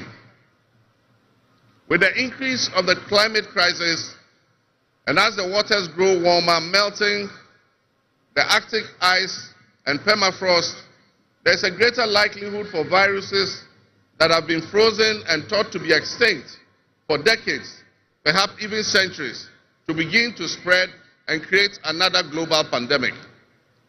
The changing climate conditions, increased population density in urban areas, and mass international travel are enabling existing viruses to spread and mutate at a faster and faster rate than they did before. This is a serious challenge. Let us not forget the toll that the past epidemics of viruses like Ebola, COVID, and Mpox have taken on the families and communities and medical infrastructure in several of our neighboring countries and in the sub-region. Let us also not forget how swiftly and completely the COVID pandemic brought the entire world to a screeching halt. My government will be working diligently to strengthen our public health systems while monitoring the global health situation so that when, and not if, but when the next pandemic or epidemic occurs, the loss of lives in Ghana will be minimal. The larger world exists around us and to some extent within us. While we cannot and should never use it as an excuse to stray from the direct and immediate needs of Ghana for the well-being of our citizens, we must also bear in mind that the affairs of the world, if we care to shape, lessen, avoid, or even at the other end of things, maximize the effect they have on us. My brothers and sisters, barely a month ago, we held historic elections that have caused dramatic shifts in our political landscape. I feel greatly honored that you, my compatriots, considered me worthy of receiving such an unprecedented and overwhelming mandate to steer the affairs of our beloved nation at this critical time in our history. The magnitude of this victory in the presidential elections and the gains that were made by my party, the National Democratic Congress, in the parliamentary elections naturally and justifiably resulted in great joy and celebration across our country, Ghana.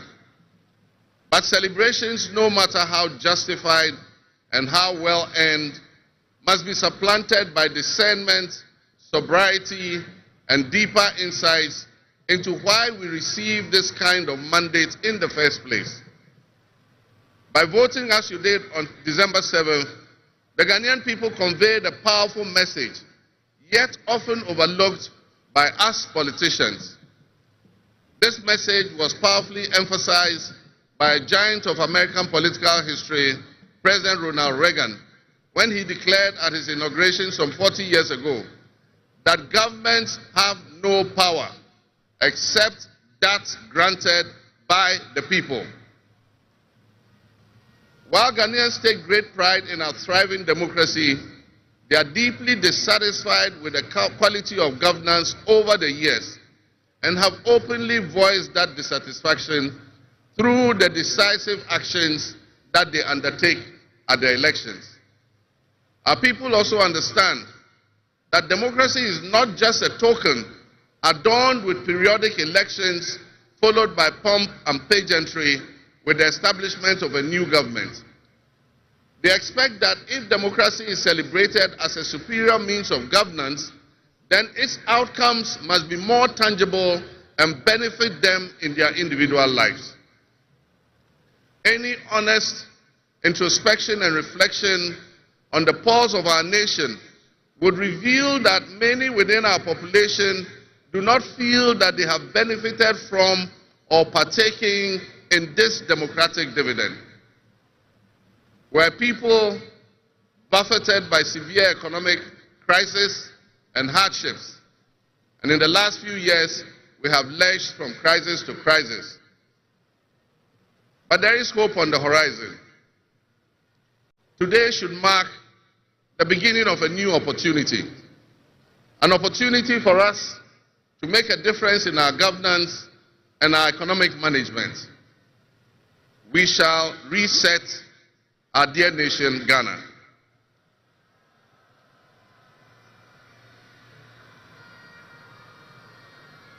To the millions of my fellow countrymen and women who joined long queues and waited in the sun for their turn to vote for me, you have my sincerest thanks for honoring me. My firm, immutable assurance is that your vote will matter in the work that I'll do to make a difference in the destiny of this dear nation of ours. Your courage to bring change will not go in vain. Our nation was born with much promise. That promise would seem hazy and in doubt now because of all that has happened in the past.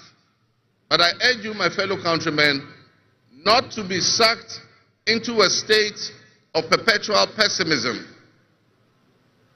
For some time, our country has urgently needed leadership with an unwavering desire to get things done. I, with all humility, assent that I intend to be that leader with your cooperation and your help. As your next leader, I shall strive to exercise sound judgment and be able to make the right calls at the right time. I will have the humility and presence of mind to take responsibility for any challenges and be willing to act firmly and timelessly to resolve the challenges that we face as a nation. Since the elections, I have read and heard the word hope used many times in relation to my presidency and what it should offer the citizens of Ghana. I intend to speak plainly and clearly to you today, and every time I address you subsequently, I intend to always tell you the truth. The circumstances we find ourselves in are indeed dire, but even so, I'll be decisive and swift in my actions. We'll focus our initial efforts on 4 critical areas. The first is economic restoration and stabilization of the macroeconomic environment.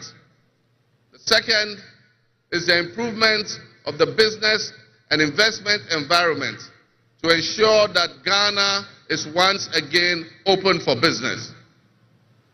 The third is governance and constitutional reforms.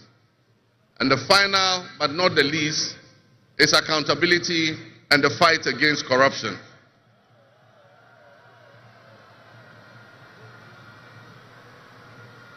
My brothers and sisters, actions have always spoken louder than words.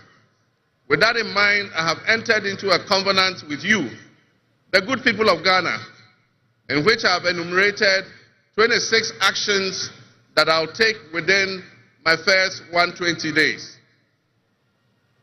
There is reason for hope, and there is every reason for hope. But we must also have faith, because faith empowers us to trust the things that will happen. With faith, you believe what you know, and that is why we need faith to be able to achieve our reset. We need a reset with the faith we have in our country and our leadership. We need a reset with the faith we have in our institutions. We need a reset with our faith in our dear nation, Ghana. And by that, I mean in all of us, because all of us are Ghana. You are Ghana, and I am Ghana. All of you seated here today, Ghanaian citizens, you are Ghana. The people who you are with or near you as you watch this on television, in your homes, or listen on radio, or follow on social media are what we call Ghana. I ask that we enter into the covenant with the Ghana we all love and the good people of our country who make up this dear nation. And I ask that you envision a Ghana that you want to live in, a Ghana that you want to leave behind to your children and your grandchildren. What can you do to help build that better Ghana that we all strive for? What behaviors, what attitudes and mindsets can we reset? We need a reset, and we have faith in Ghana's ability to overcome, excel, and be so successful with this reset that it will be difficult to imagine a time when that was not the case.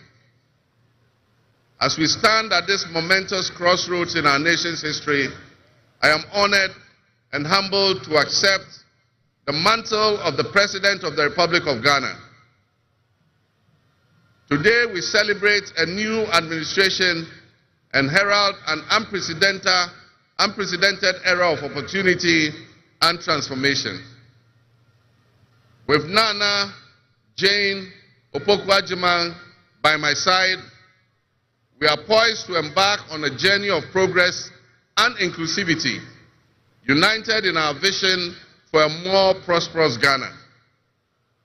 This day is particularly special for us and for every Ghanaian who dreams of a society where barriers are shattered and ambitions are realized. With the inauguration of Ghana's first female vice president, we have turned a significant page in our history. Nana Jane's ascension to the high office is not merely a personal triumph. It symbolizes our collective commitment to fostering a nation where gender equality and female representation are cherished and amplified. This is a powerful testament to the power of diverse voices to shape the future, voices that have the courage to soar beyond our traditional confines. My brothers and sisters, together as we look to the horizon, we reaffirm our dedication to breaking the glass ceiling that has long hindered many from reaching their full potential. Governance that reflects all segments of our population strengthens our democracy and enriches our conversation. We stand committed to enacting policies that empower women and ensure that the door of opportunity is opened wide for our youth and our women, regardless of their background. Together, we'll galvanize our efforts to create a society where every Ghanaian can dream, believe, and achieve without any restraints. Remember that great leadership is not defined merely by the offices we occupy, but by the legacy that we leave for future generations. My administration, along with my Vice President, Nana Opoku-Agyeman, will prioritize inclusivity, accountability, and innovation, forging pathways that will lead to the upliftment of all of our citizens. I'm profoundly grateful for this moment, a cornerstone in our journey towards a brighter future for Ghana. In this resounding victory, I see a clarion call, particularly from the youth of Ghana, a generation that is brimming with potential and dreams that are waiting to be realized. This moment is a powerful affirmation that your voices matter, that your aspirations are valid, and that your future must be our priority. We're committed to translating your hopes into action and creating opportunities for education, entrepreneurship, employment, and empowerment. Our policies will be tailored to sustain innovation and foster industry that engages today's young minds and equip them with the skills needed for tomorrow's challenges. Together with the private sector and captains of business, we will create decent and well-paying jobs. As we embark on this new chapter, I assure you that our decisions will champion diversity in all facets of governance, ensuring that every Ghanaian, regardless of your ethnicity, your gender, your age, your religion, or any background, will have the opportunity to contribute to our nation's story. Ghana's youth represent the heartbeat of our democracy. Their ambition will drive our policies as we strive to create an inclusive, equitable society where everyone has a seat at the table. Our vision hinges on the introduction and implementation of a 24-hour economy. We envisage an innovative and vibrant 24-hour Ghanaian economy, which will also be anchored in agriculture and agribusiness. This innovative approach will unlock potentials that have long remained dormant, enabling us to harness the energy and creativity of all our people. Just imagine a Ghana where our markets are alive and bustling at all hours of the day, with responsive public services accessible at all times, such that businesses can operate flexibly to meet the diverse demands that they are subjected to. And young people, including entrepreneurs, can find opportunities regardless of traditional institutions. The 24-hour economy model will also bolster job creation for the young people, stimulate local industry, and attract foreign investments, and allow us to build resilient communities and a sustainable future.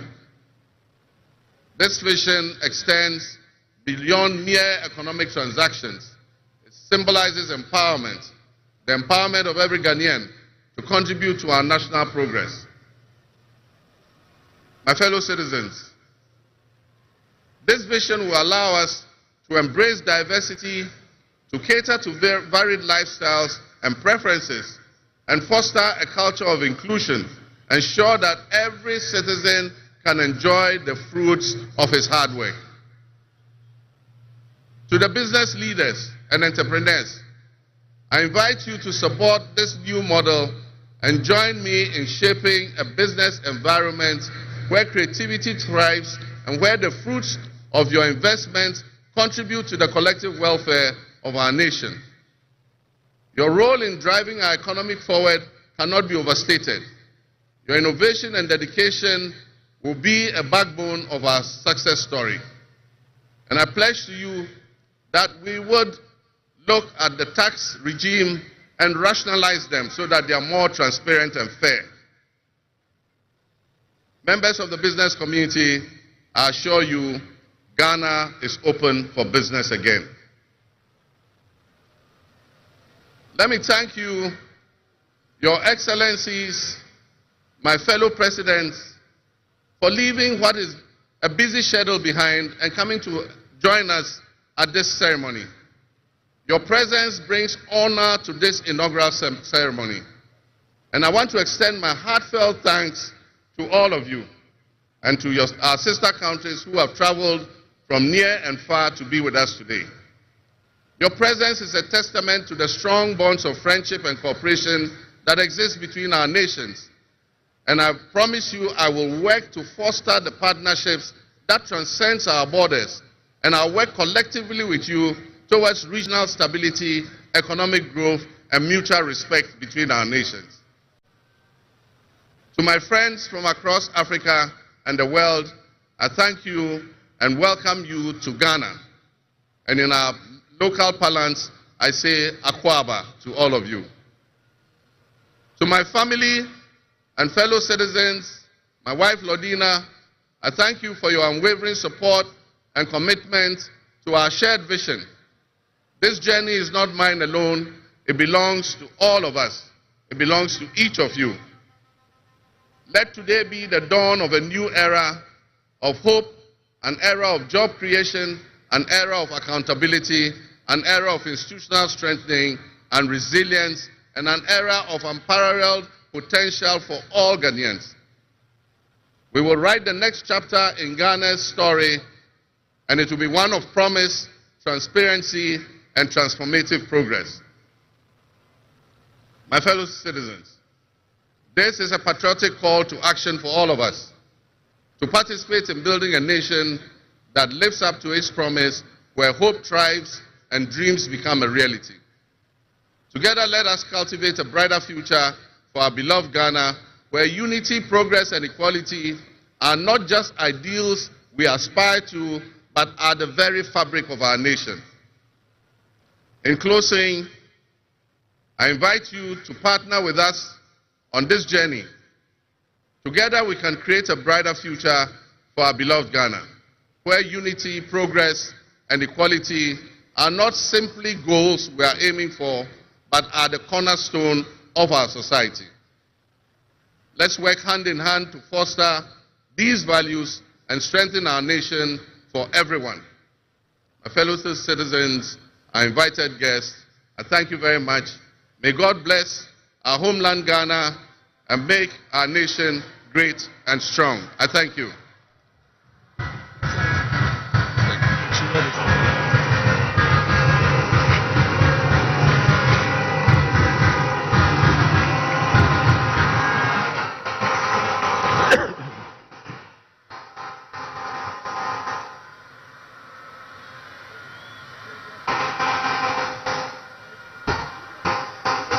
Yeah.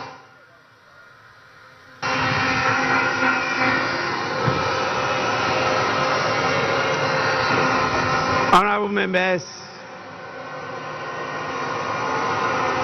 on your behalf,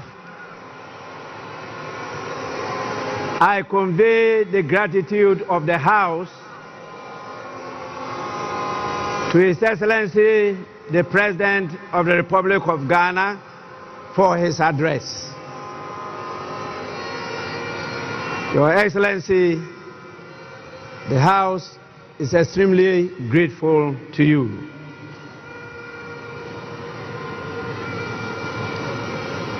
Honorable members,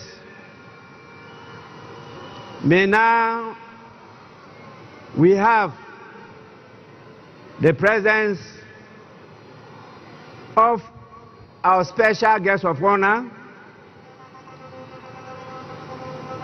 in the distinguished personality of His Excellency Bola Ahmed Tinubu, the President of the Republic of the Federal, I should say the Federal Republic of Nigeria.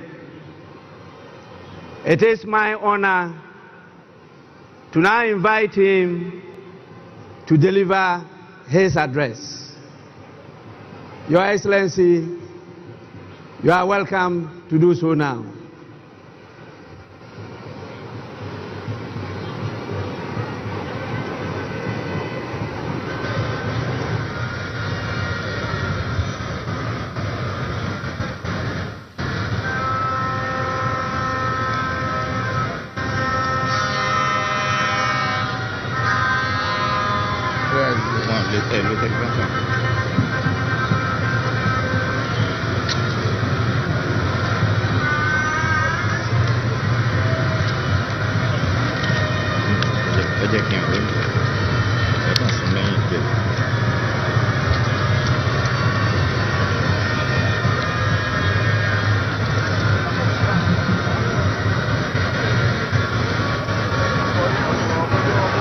Your Excellency, President of the Republic of Ghana, Head of State and Government here present, Right Honorable Speaker and members of Parliament of Ghana, members of the diplomatic corps, eminent personalities here present, distinguished ladies and gentlemen. It is always good when a friend and brother can visit the home of a close neighbor to celebrate his success and progress with him. Today, we celebrate African democracy as Ghana and our beloved people mark the transition from one democratic government to another. This moment does not merely symbolize another milestone in the evolution of Ghanaians' democratic society. It further demonstrates that in West Africa, we are capable of democratic and productive endeavors. It is time that our continent critics stop forgetting the strides that Ghana, Nigeria, and others have made. We need not prove ourselves to them. We have nothing to prove to anyone except ourselves. We will lift our nations out of poverty and build strong and resilient economies for our people. Today, I am here not only as the President of the Federal Republic of Nigeria, but also as an African in resolute support of Ghana and our people. This moment is a source of pride and honor for Ghanaians, the entire continent, and its diaspora. The sun is out and the sky may be blue, but I see today a black star rising high in African sky. This black star shines over this nation, and its rays spread across this continent with a sense of shared history, hope, compassion, unity, devotion to our common welfare. While others may seek to demean Africa and keep brothers pitted against brothers, that shining star reminds us of who we are.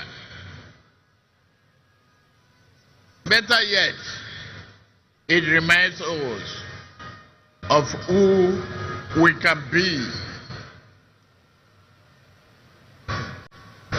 That star reminds us always to strive and work together, bond together, even when we disagree. We must choose the path of peaceful dialogue. Never can we do harm to our brothers, nor can we permit any outsider to disrupt our bonds of brotherhood. The spirit of Ghana, the First Republic President, Osagyefo Dr. Kwame Nkrumah, is here present today, lifting that star higher and higher. Just as Ghana draws inspiration and a well of strength from Kwame Nkrumah and many of his past leaders, Nigeria similarly draws inspiration from its founding fathers, who not only fought for our independence, but also cherished the close relationship between our two nations. May we always walk in the way and in the spirit of these enlightened leaders. Ghana is in harmony with that spirit, and President John Mahama inauguration today reflect that.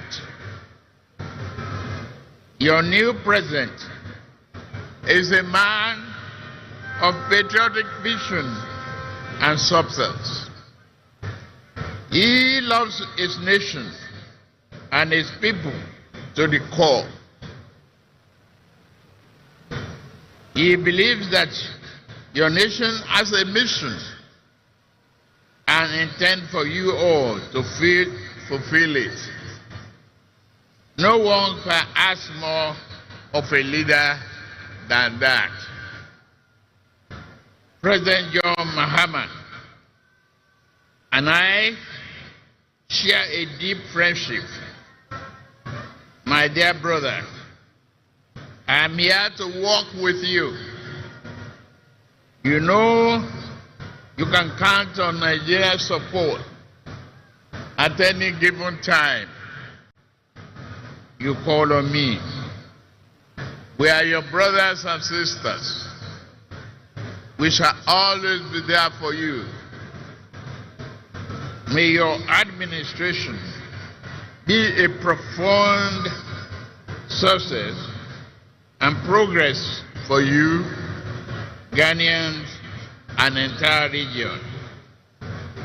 I am confident that new government under the leadership of President John Mahama will work with Nigeria to strengthen this powerful bond, leading to greater shared progress, prosperity for the people of our two nations. I have no doubt that your administration will bring about positive change and progress. Your accession to the power should also mark a new and invigorating momentum in pursuing sub-regional and integration and progress.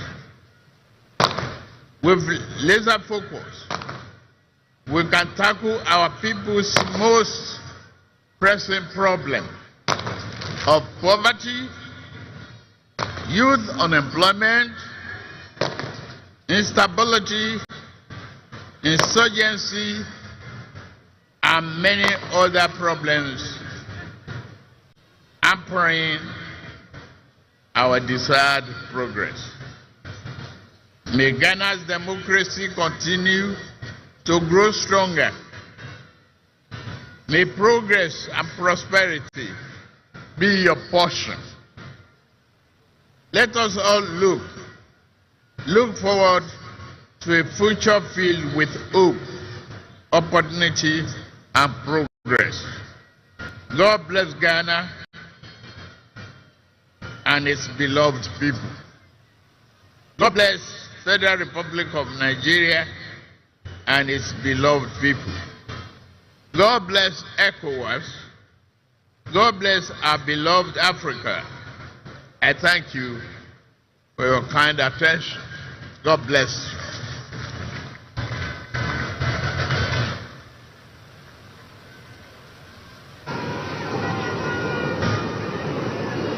Honorable members, we are indeed inspired by the warm words of His Excellency, the President of the Federal Republic of Nigeria.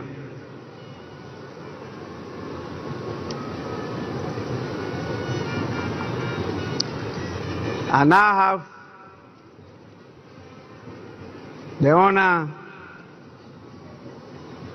to, on your behalf, invite the visiting heads of state and former presidents to congratulate the President of the Republic of Ghana.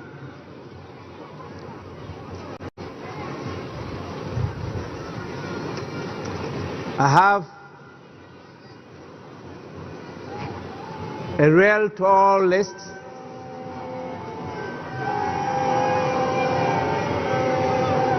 It is my hope and prayer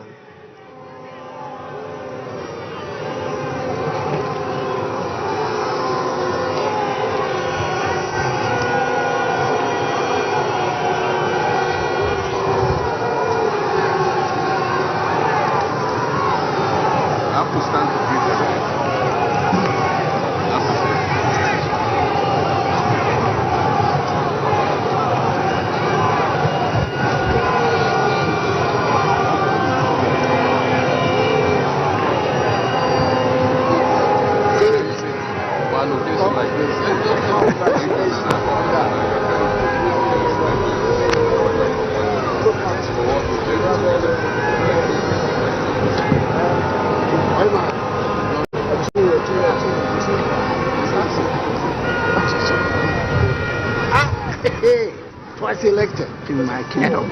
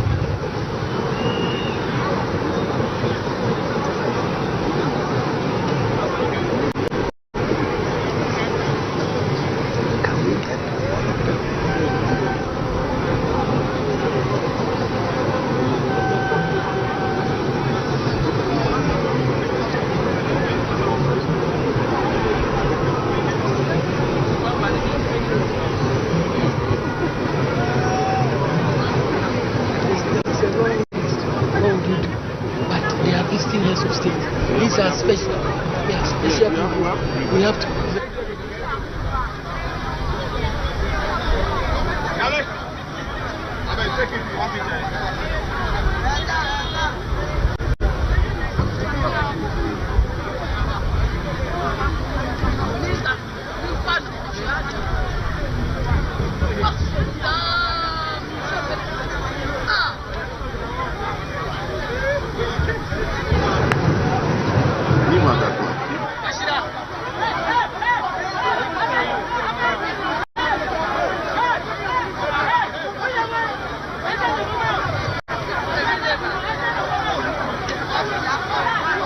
As highlighted by the President and our special guest of honor, His Excellency Ahmed Bola Tinubu of the Federal Republic of Nigeria.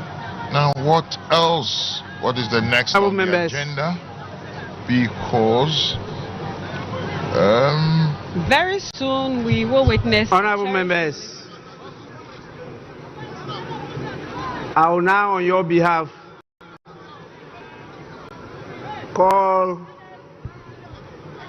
the names of our distinguished dignitaries, the heads of states and presidents from various countries, to come to congratulate His Excellency the President of Ghana. And I will start with our special guests, the President, the Commander-in-Chief, and the Head of State of the Federal Republic of Nigeria, the person of His Excellency Bola Ahmed Tinubu, to lead in this whole exercise. Your Excellency, you may proceed to do so now.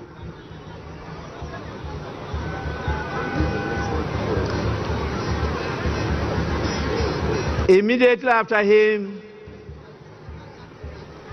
will be His Excellency the President of the Republic of Rwanda, His Excellency Paul Kagame.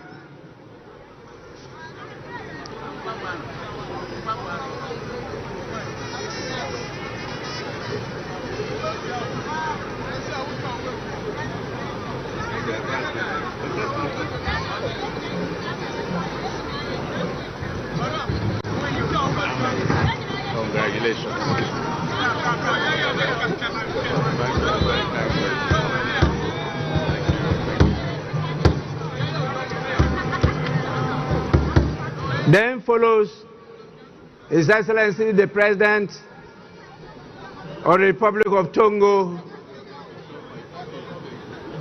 His Excellency Foriegn. After him comes His Excellency the President of Benin, the Republic of Benin, in the person of Patrice Talon.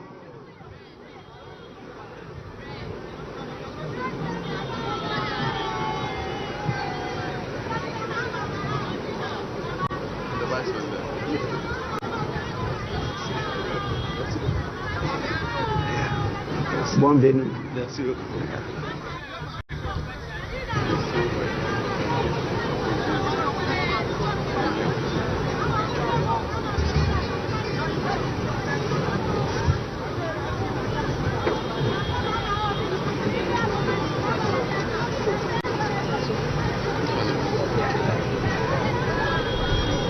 Félicitations. Yeah.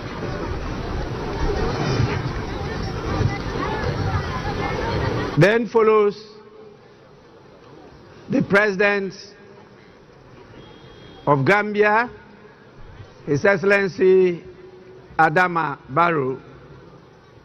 After him, we have His Excellency Brigadier Julius Maada Bio, the President of the Federal Republic of Sierra Leone.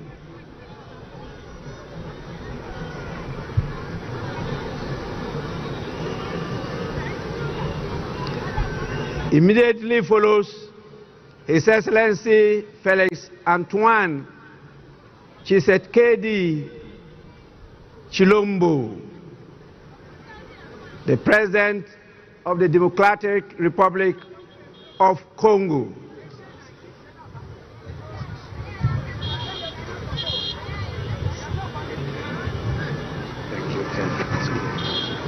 Excellence, my brother. Thank you very much. Thanks for coming. Thank you.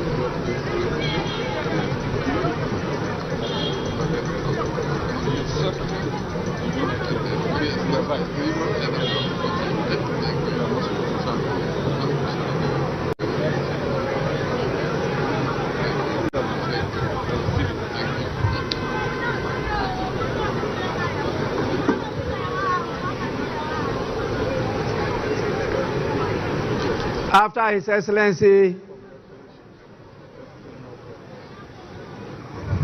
thank you, the President of the Democratic Republic of Congo, we have His Excellency Umaru Sissoco Embalo, the President of the Republic of Guinea-Bissau. After him follows the President of the Republic of Cabo Verde, His Excellency Jose Maria Neves. God bless you. Thank you. Hello, madam. Thank you very much.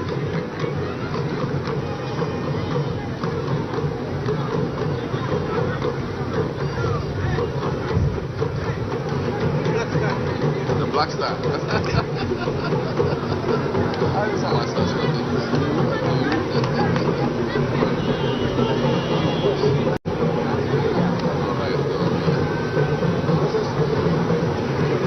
After the President of Cabo Verde, we have His Excellency William Samoei Ruto, the rural boy, who is the President of the Republic of Kenya. I went to his farm there. Beautiful farm. Rural boy.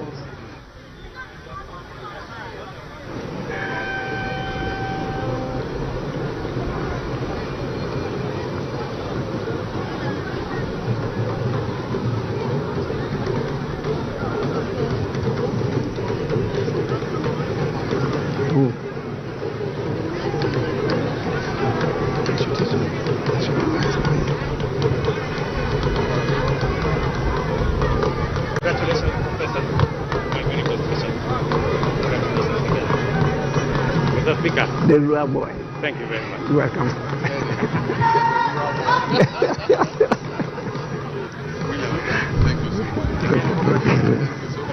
Honorable members, after His Excellency William Ruto, This is the President of the Republic of Liberia, His Excellency Joseph Numa Boakai Sr. We also have His Excellency the President, Dr. Nangolo Mbumba. He is the President of the Republic of Namibia. Sorry.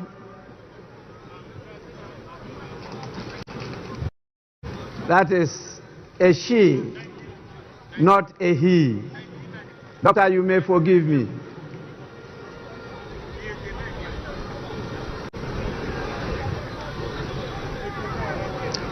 After Her Excellency, the President of Namibia, is His Excellency Basiru Diamoye Faye, the President of the Republic of Senegal.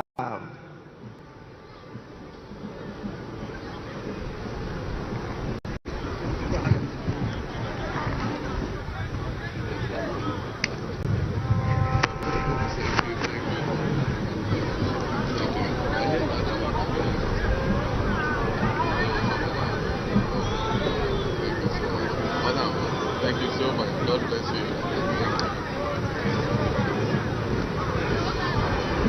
We then have the President of the Republic of Chad, in the person of His Excellency Mahama Idris Deby Itno.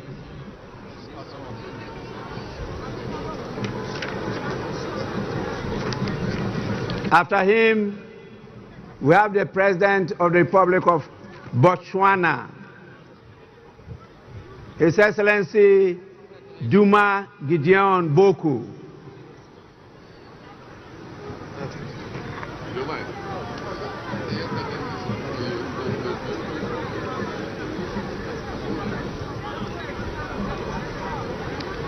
After him comes the head of state of the strong people of Burkina Faso, His Excellency Captain Ibrahim Traore.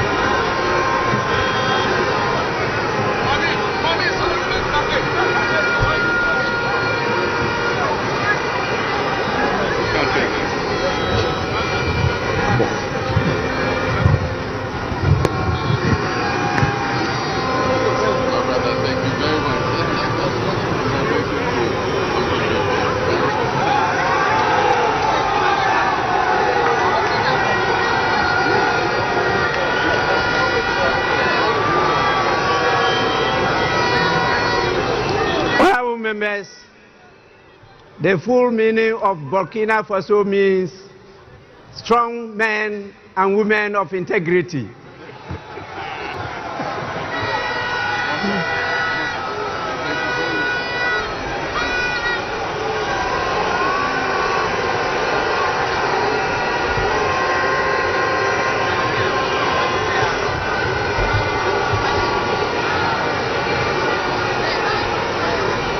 We have His Excellency Brigadier General Bryce Clotaire Oligui Nguema, the President of the Republic of Gabon. After him, we have His Excellency Mamadi Doumbouya, who is the President of Guinea-Conakry.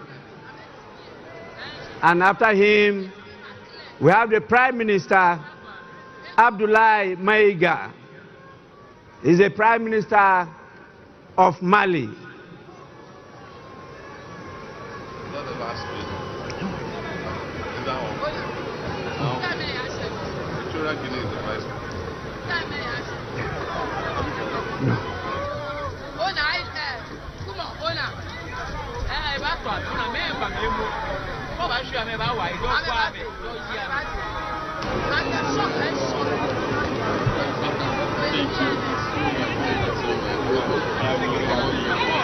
We also have the Prime Minister of Niger in the person of Mr. Lamine Zain Ali Mahama,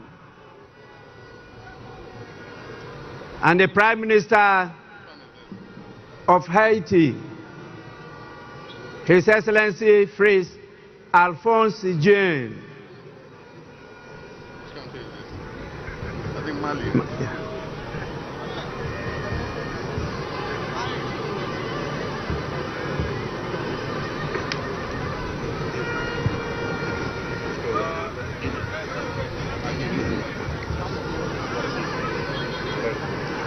We'll get it.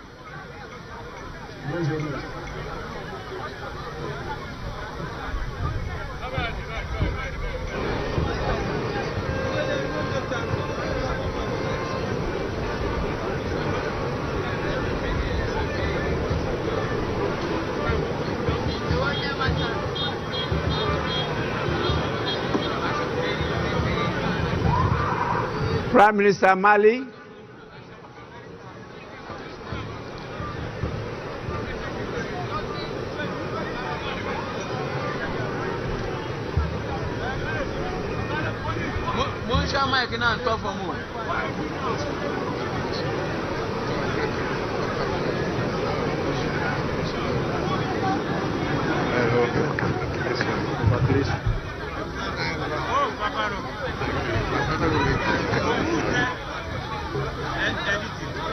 Niger, Prime Minister of Niger. After him is the Prime Minister of Haiti.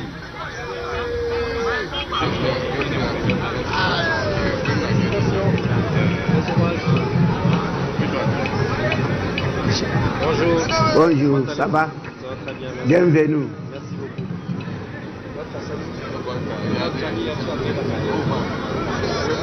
After that, we have the Vice President of Equatorial Guinea, in the person of His Excellency Teodoro Obiang Nguema Mbasogo.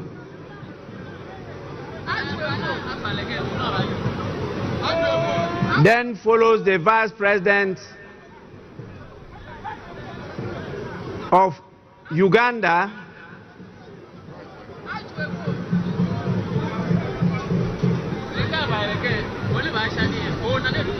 in the person of Jessica Rose Epel Alupo.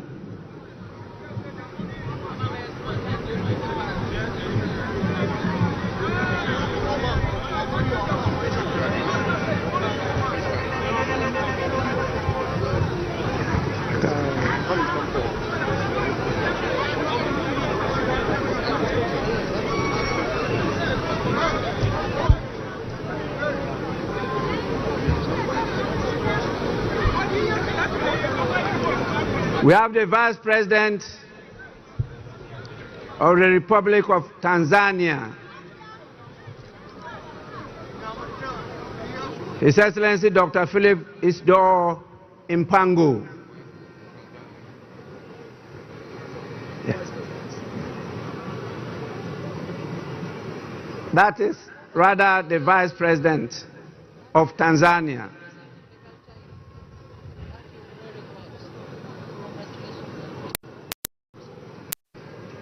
We also have with us the Vice President of La Côte d'Ivoire. Greetings from President Museveni.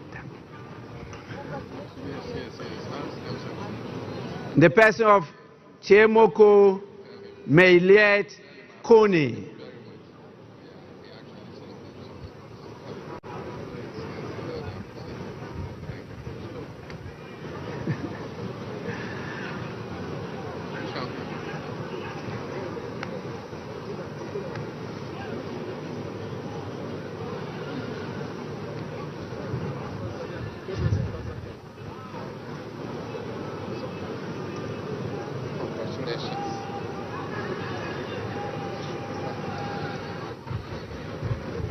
Tanzanite. Thank you. Good to see you. How's my sister? She's fine. She sent Sarida. La Côte d'Ivoire.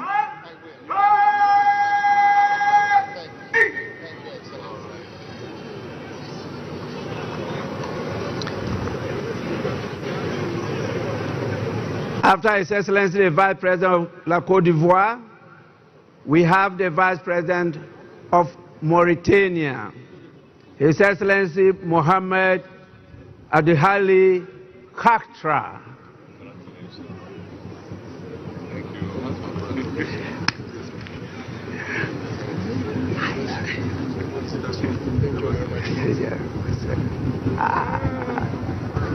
Congratulations.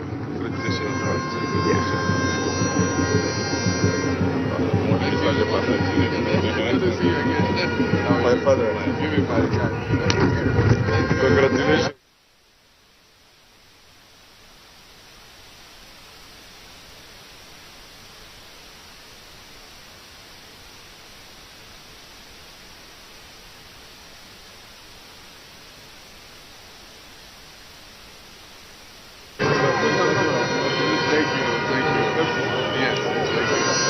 The Vice President of Mauritania,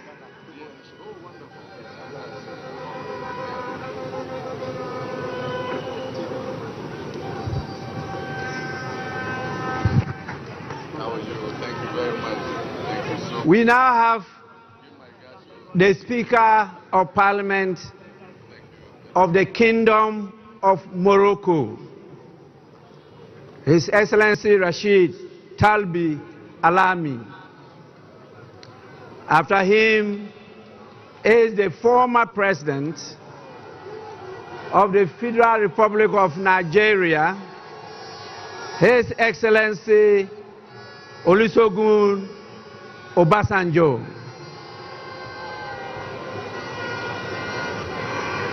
Together with his younger brother, the former President of Nigeria, His Excellency Goodluck Ebele Jonathan.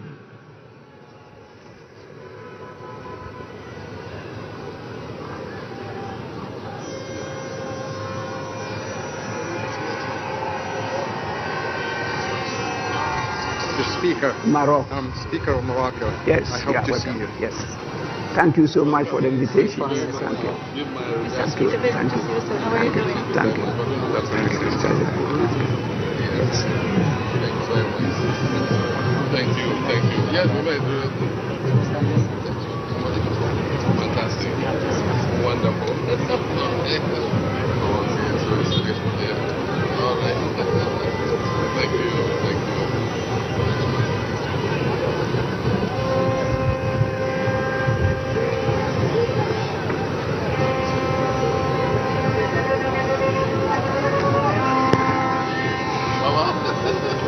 Thanks for coming. Thanks for coming.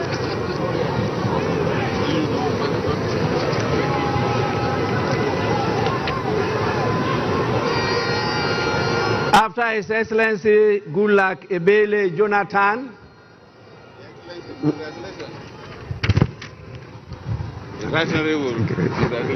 My brother. we have the former President of Liberia, in the person of Her Excellency Ellen Johnson Sirleaf.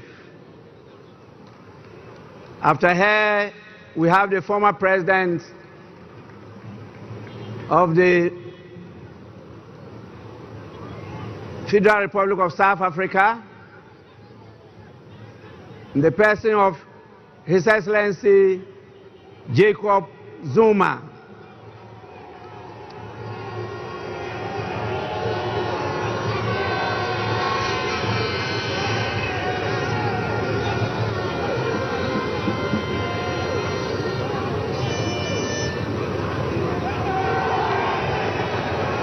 After the former President of South Africa, we have the former President of Germany, His Excellency Christian Wolff.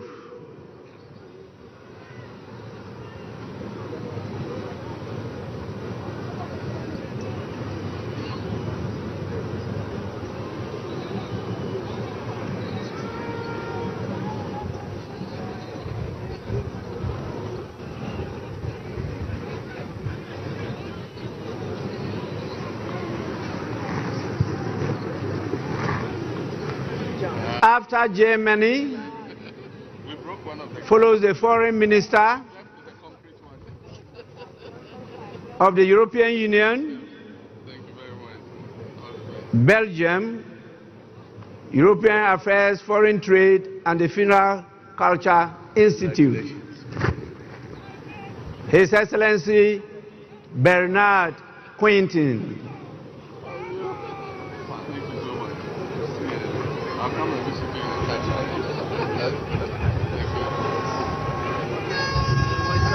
Chairman. Thank you very much. Thanks for coming. Mr. Chairman. Yes. Good to see you, Speaker. Thank you. Thank you very much. After the Foreign Minister of EU, we have the Senior Minister, His Excellency Jean-Jacques Broya of Congo, Brazzaville. Well done, well done. All the best for your administration. After Congo, Brazzaville, we have the Minister for Africa, the United Nations, the Commonwealth and Human Rights of United Kingdom. Speaker. Yes. In the person of Lord Collins of Highbury. Yes, that's right. No, thank you. Thank you so much. We have to start by... After him comes the Minister for Defense of Zimbabwe, Honorable Opa Michinguri Kashiri.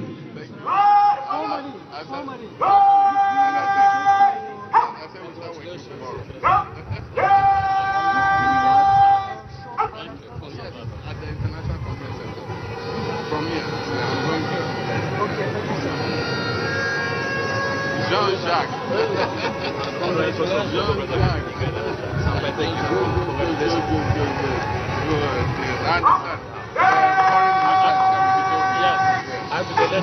President Baumia.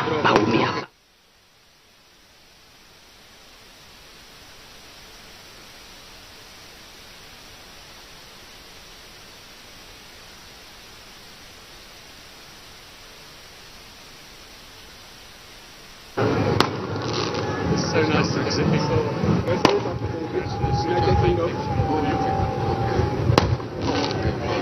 Look at you. Good to see you. Good to see you. Good to see you. Good to see you. Good to see you. Congratulations on your re-election. Has been a wonderful ambassador. We're all proud of it. I thought you stayed in Ghana.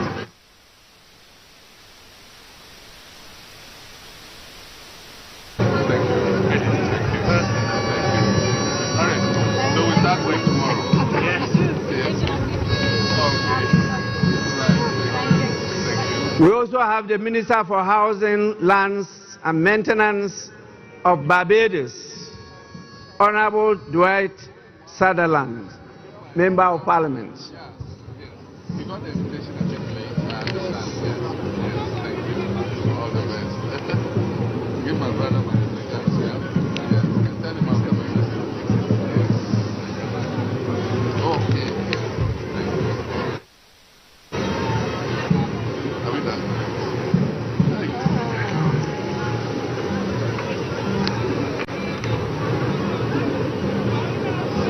Which one is this?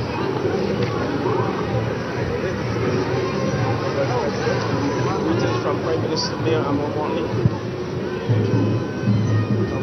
Barbados. Greetings from Prime Minister. Yes. Sir. Thank you very much.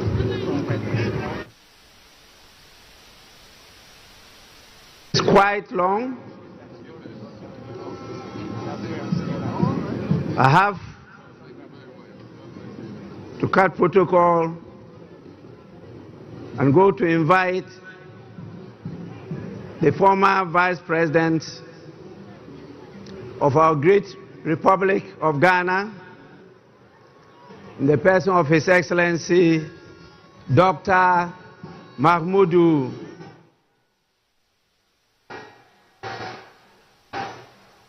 Baumia,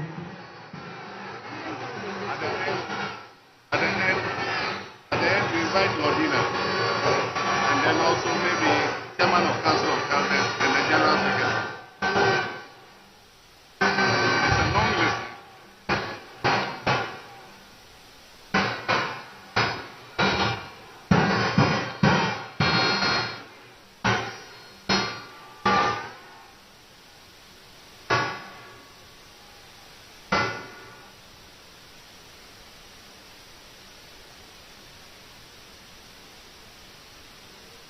I'm ready.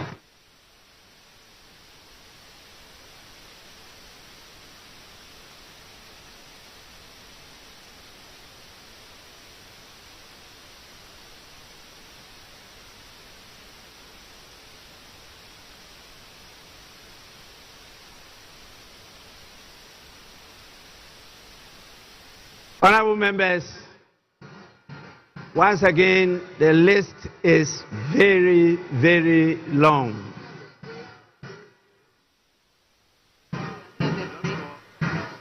I will now invite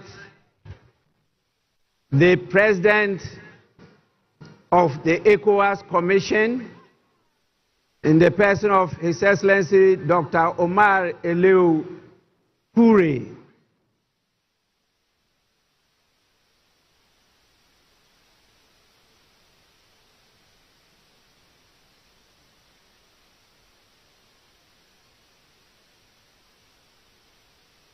We have so many special envoys and ministers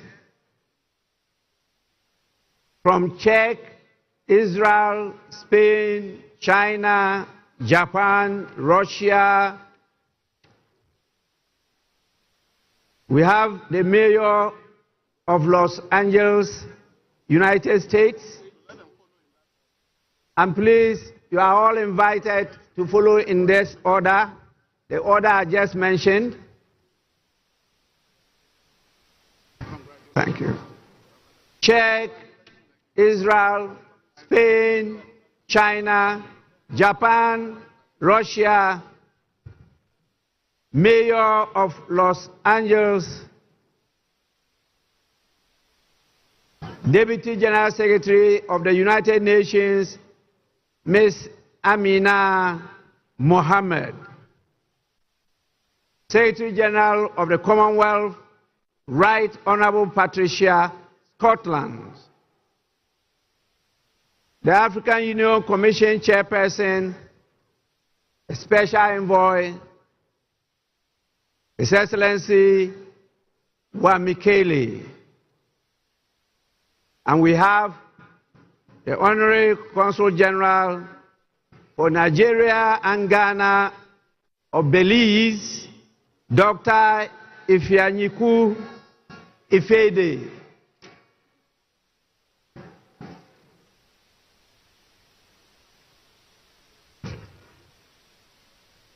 Congratulations, Mr. Speaker. Speaker, starting the meeting.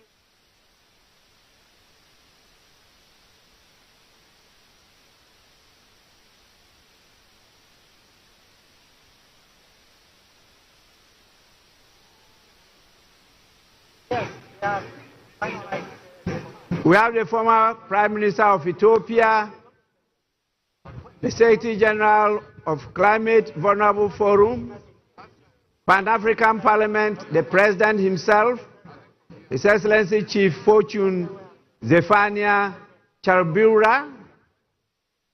We have the African Development Bank. The President of the African Development Bank is here himself.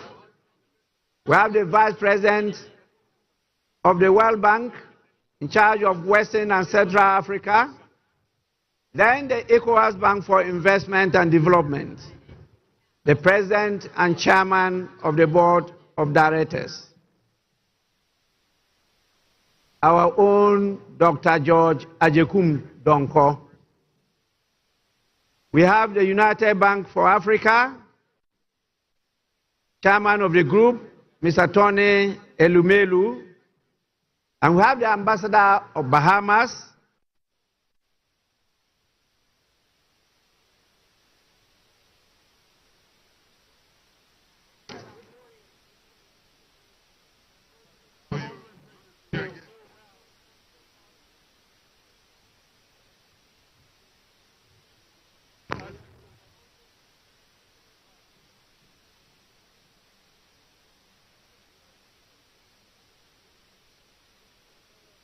Yes.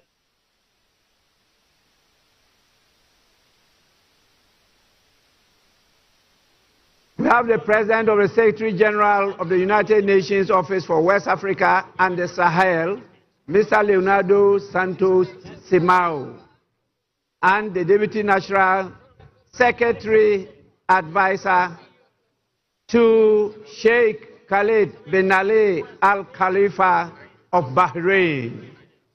And then the Executive Director of Africa Development Bank Group,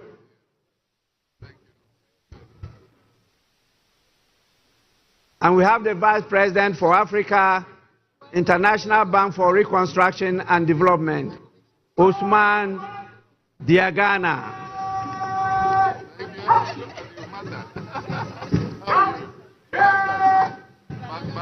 For a higher calling.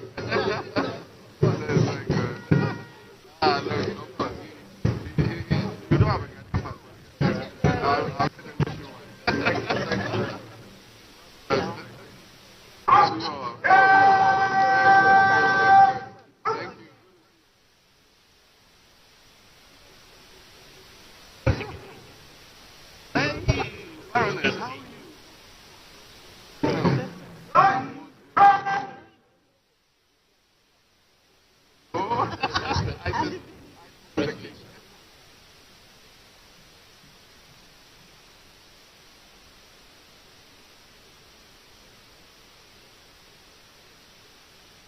After all this, I will invite the former speakers of our parliament. They may come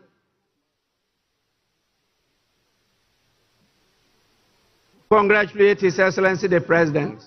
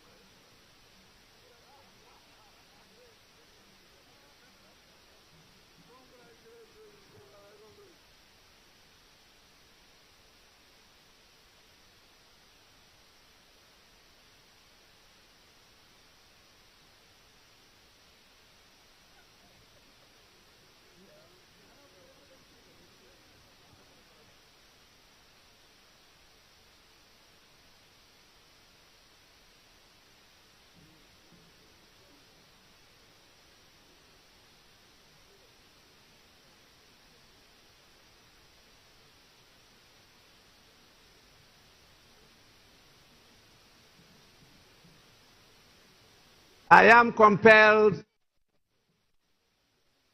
by the situation, not only time constraints, but the exhaustion of all gathered here, to invite the chairman of the Council of Elders of the Great Evergreen National Democratic Congress, who could at his pleasure come with some of the executives of the party to congratulate His Excellency the President. And we will crown it all with the First Lady of the Republic of Ghana, Her Excellency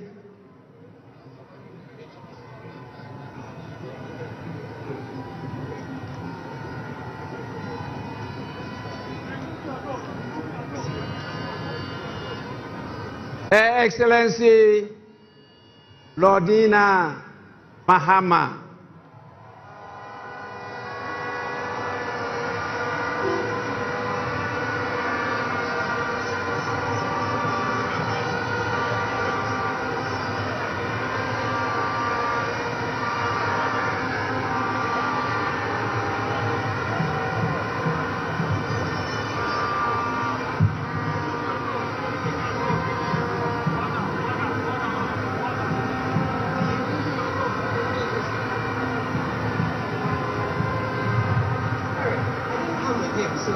I forget that I'm no longer.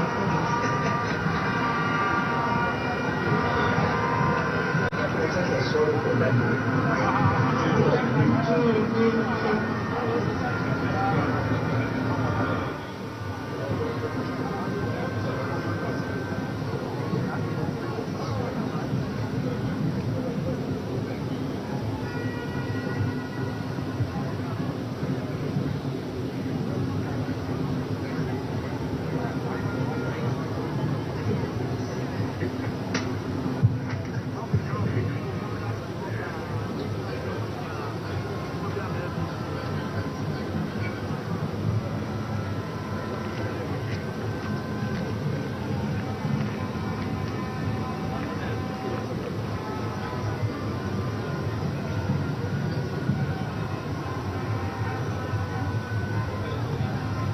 Yes. We have joined.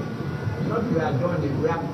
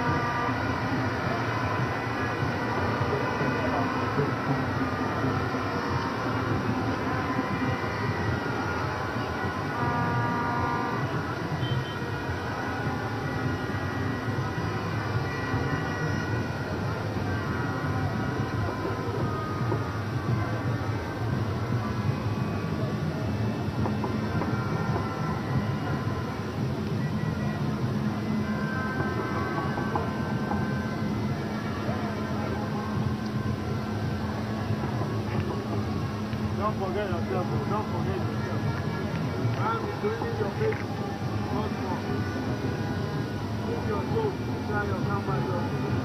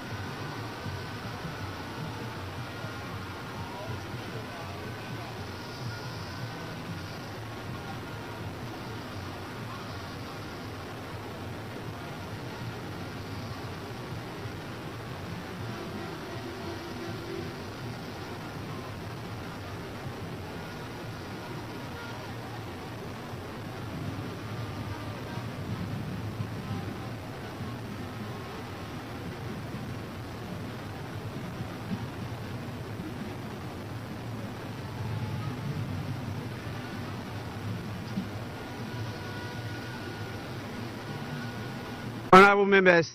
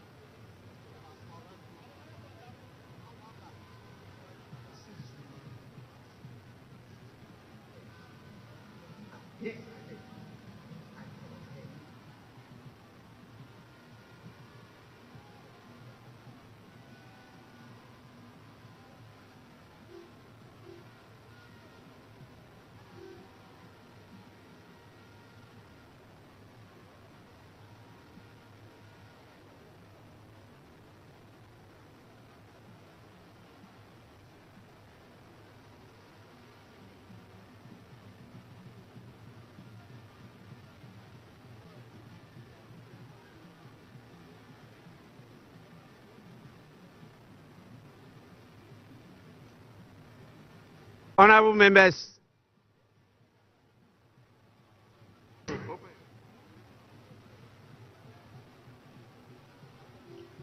honorable members, it's now time for me to invite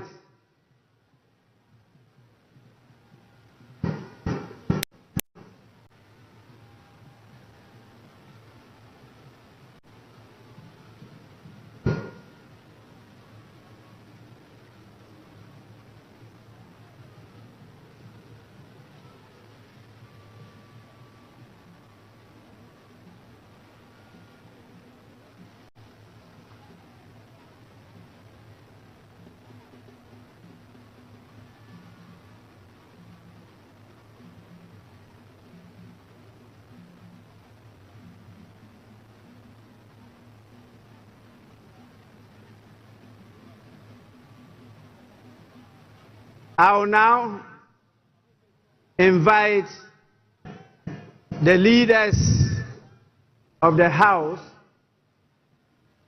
the majority and the minority leaders, to come and give an indication as to where we proceed to from here.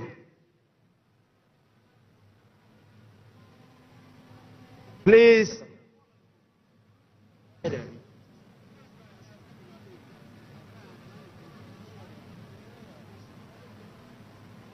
the majority and the minority leaders.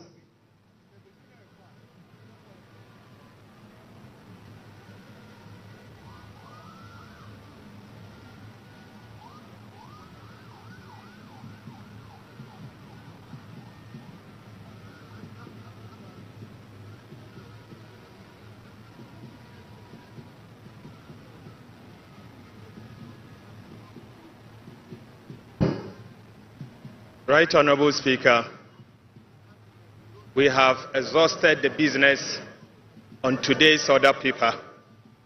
In view of that, I move that this House adjourn to tomorrow at 11 a.m. in the forenoon.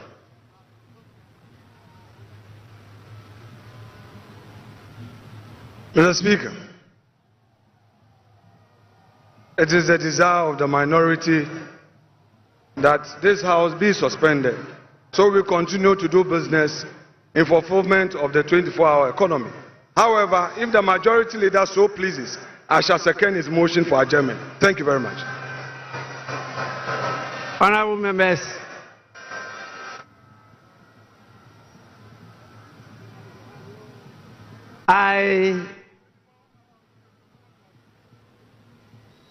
in view of what your leaders have said, adjourn the House to tomorrow, Wednesday,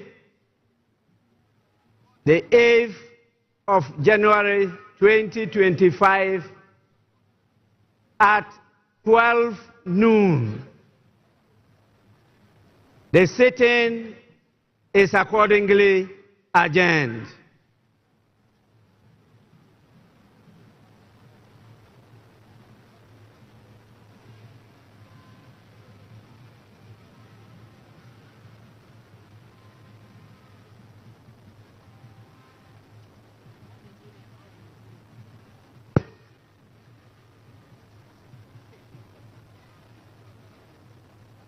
That's what it is.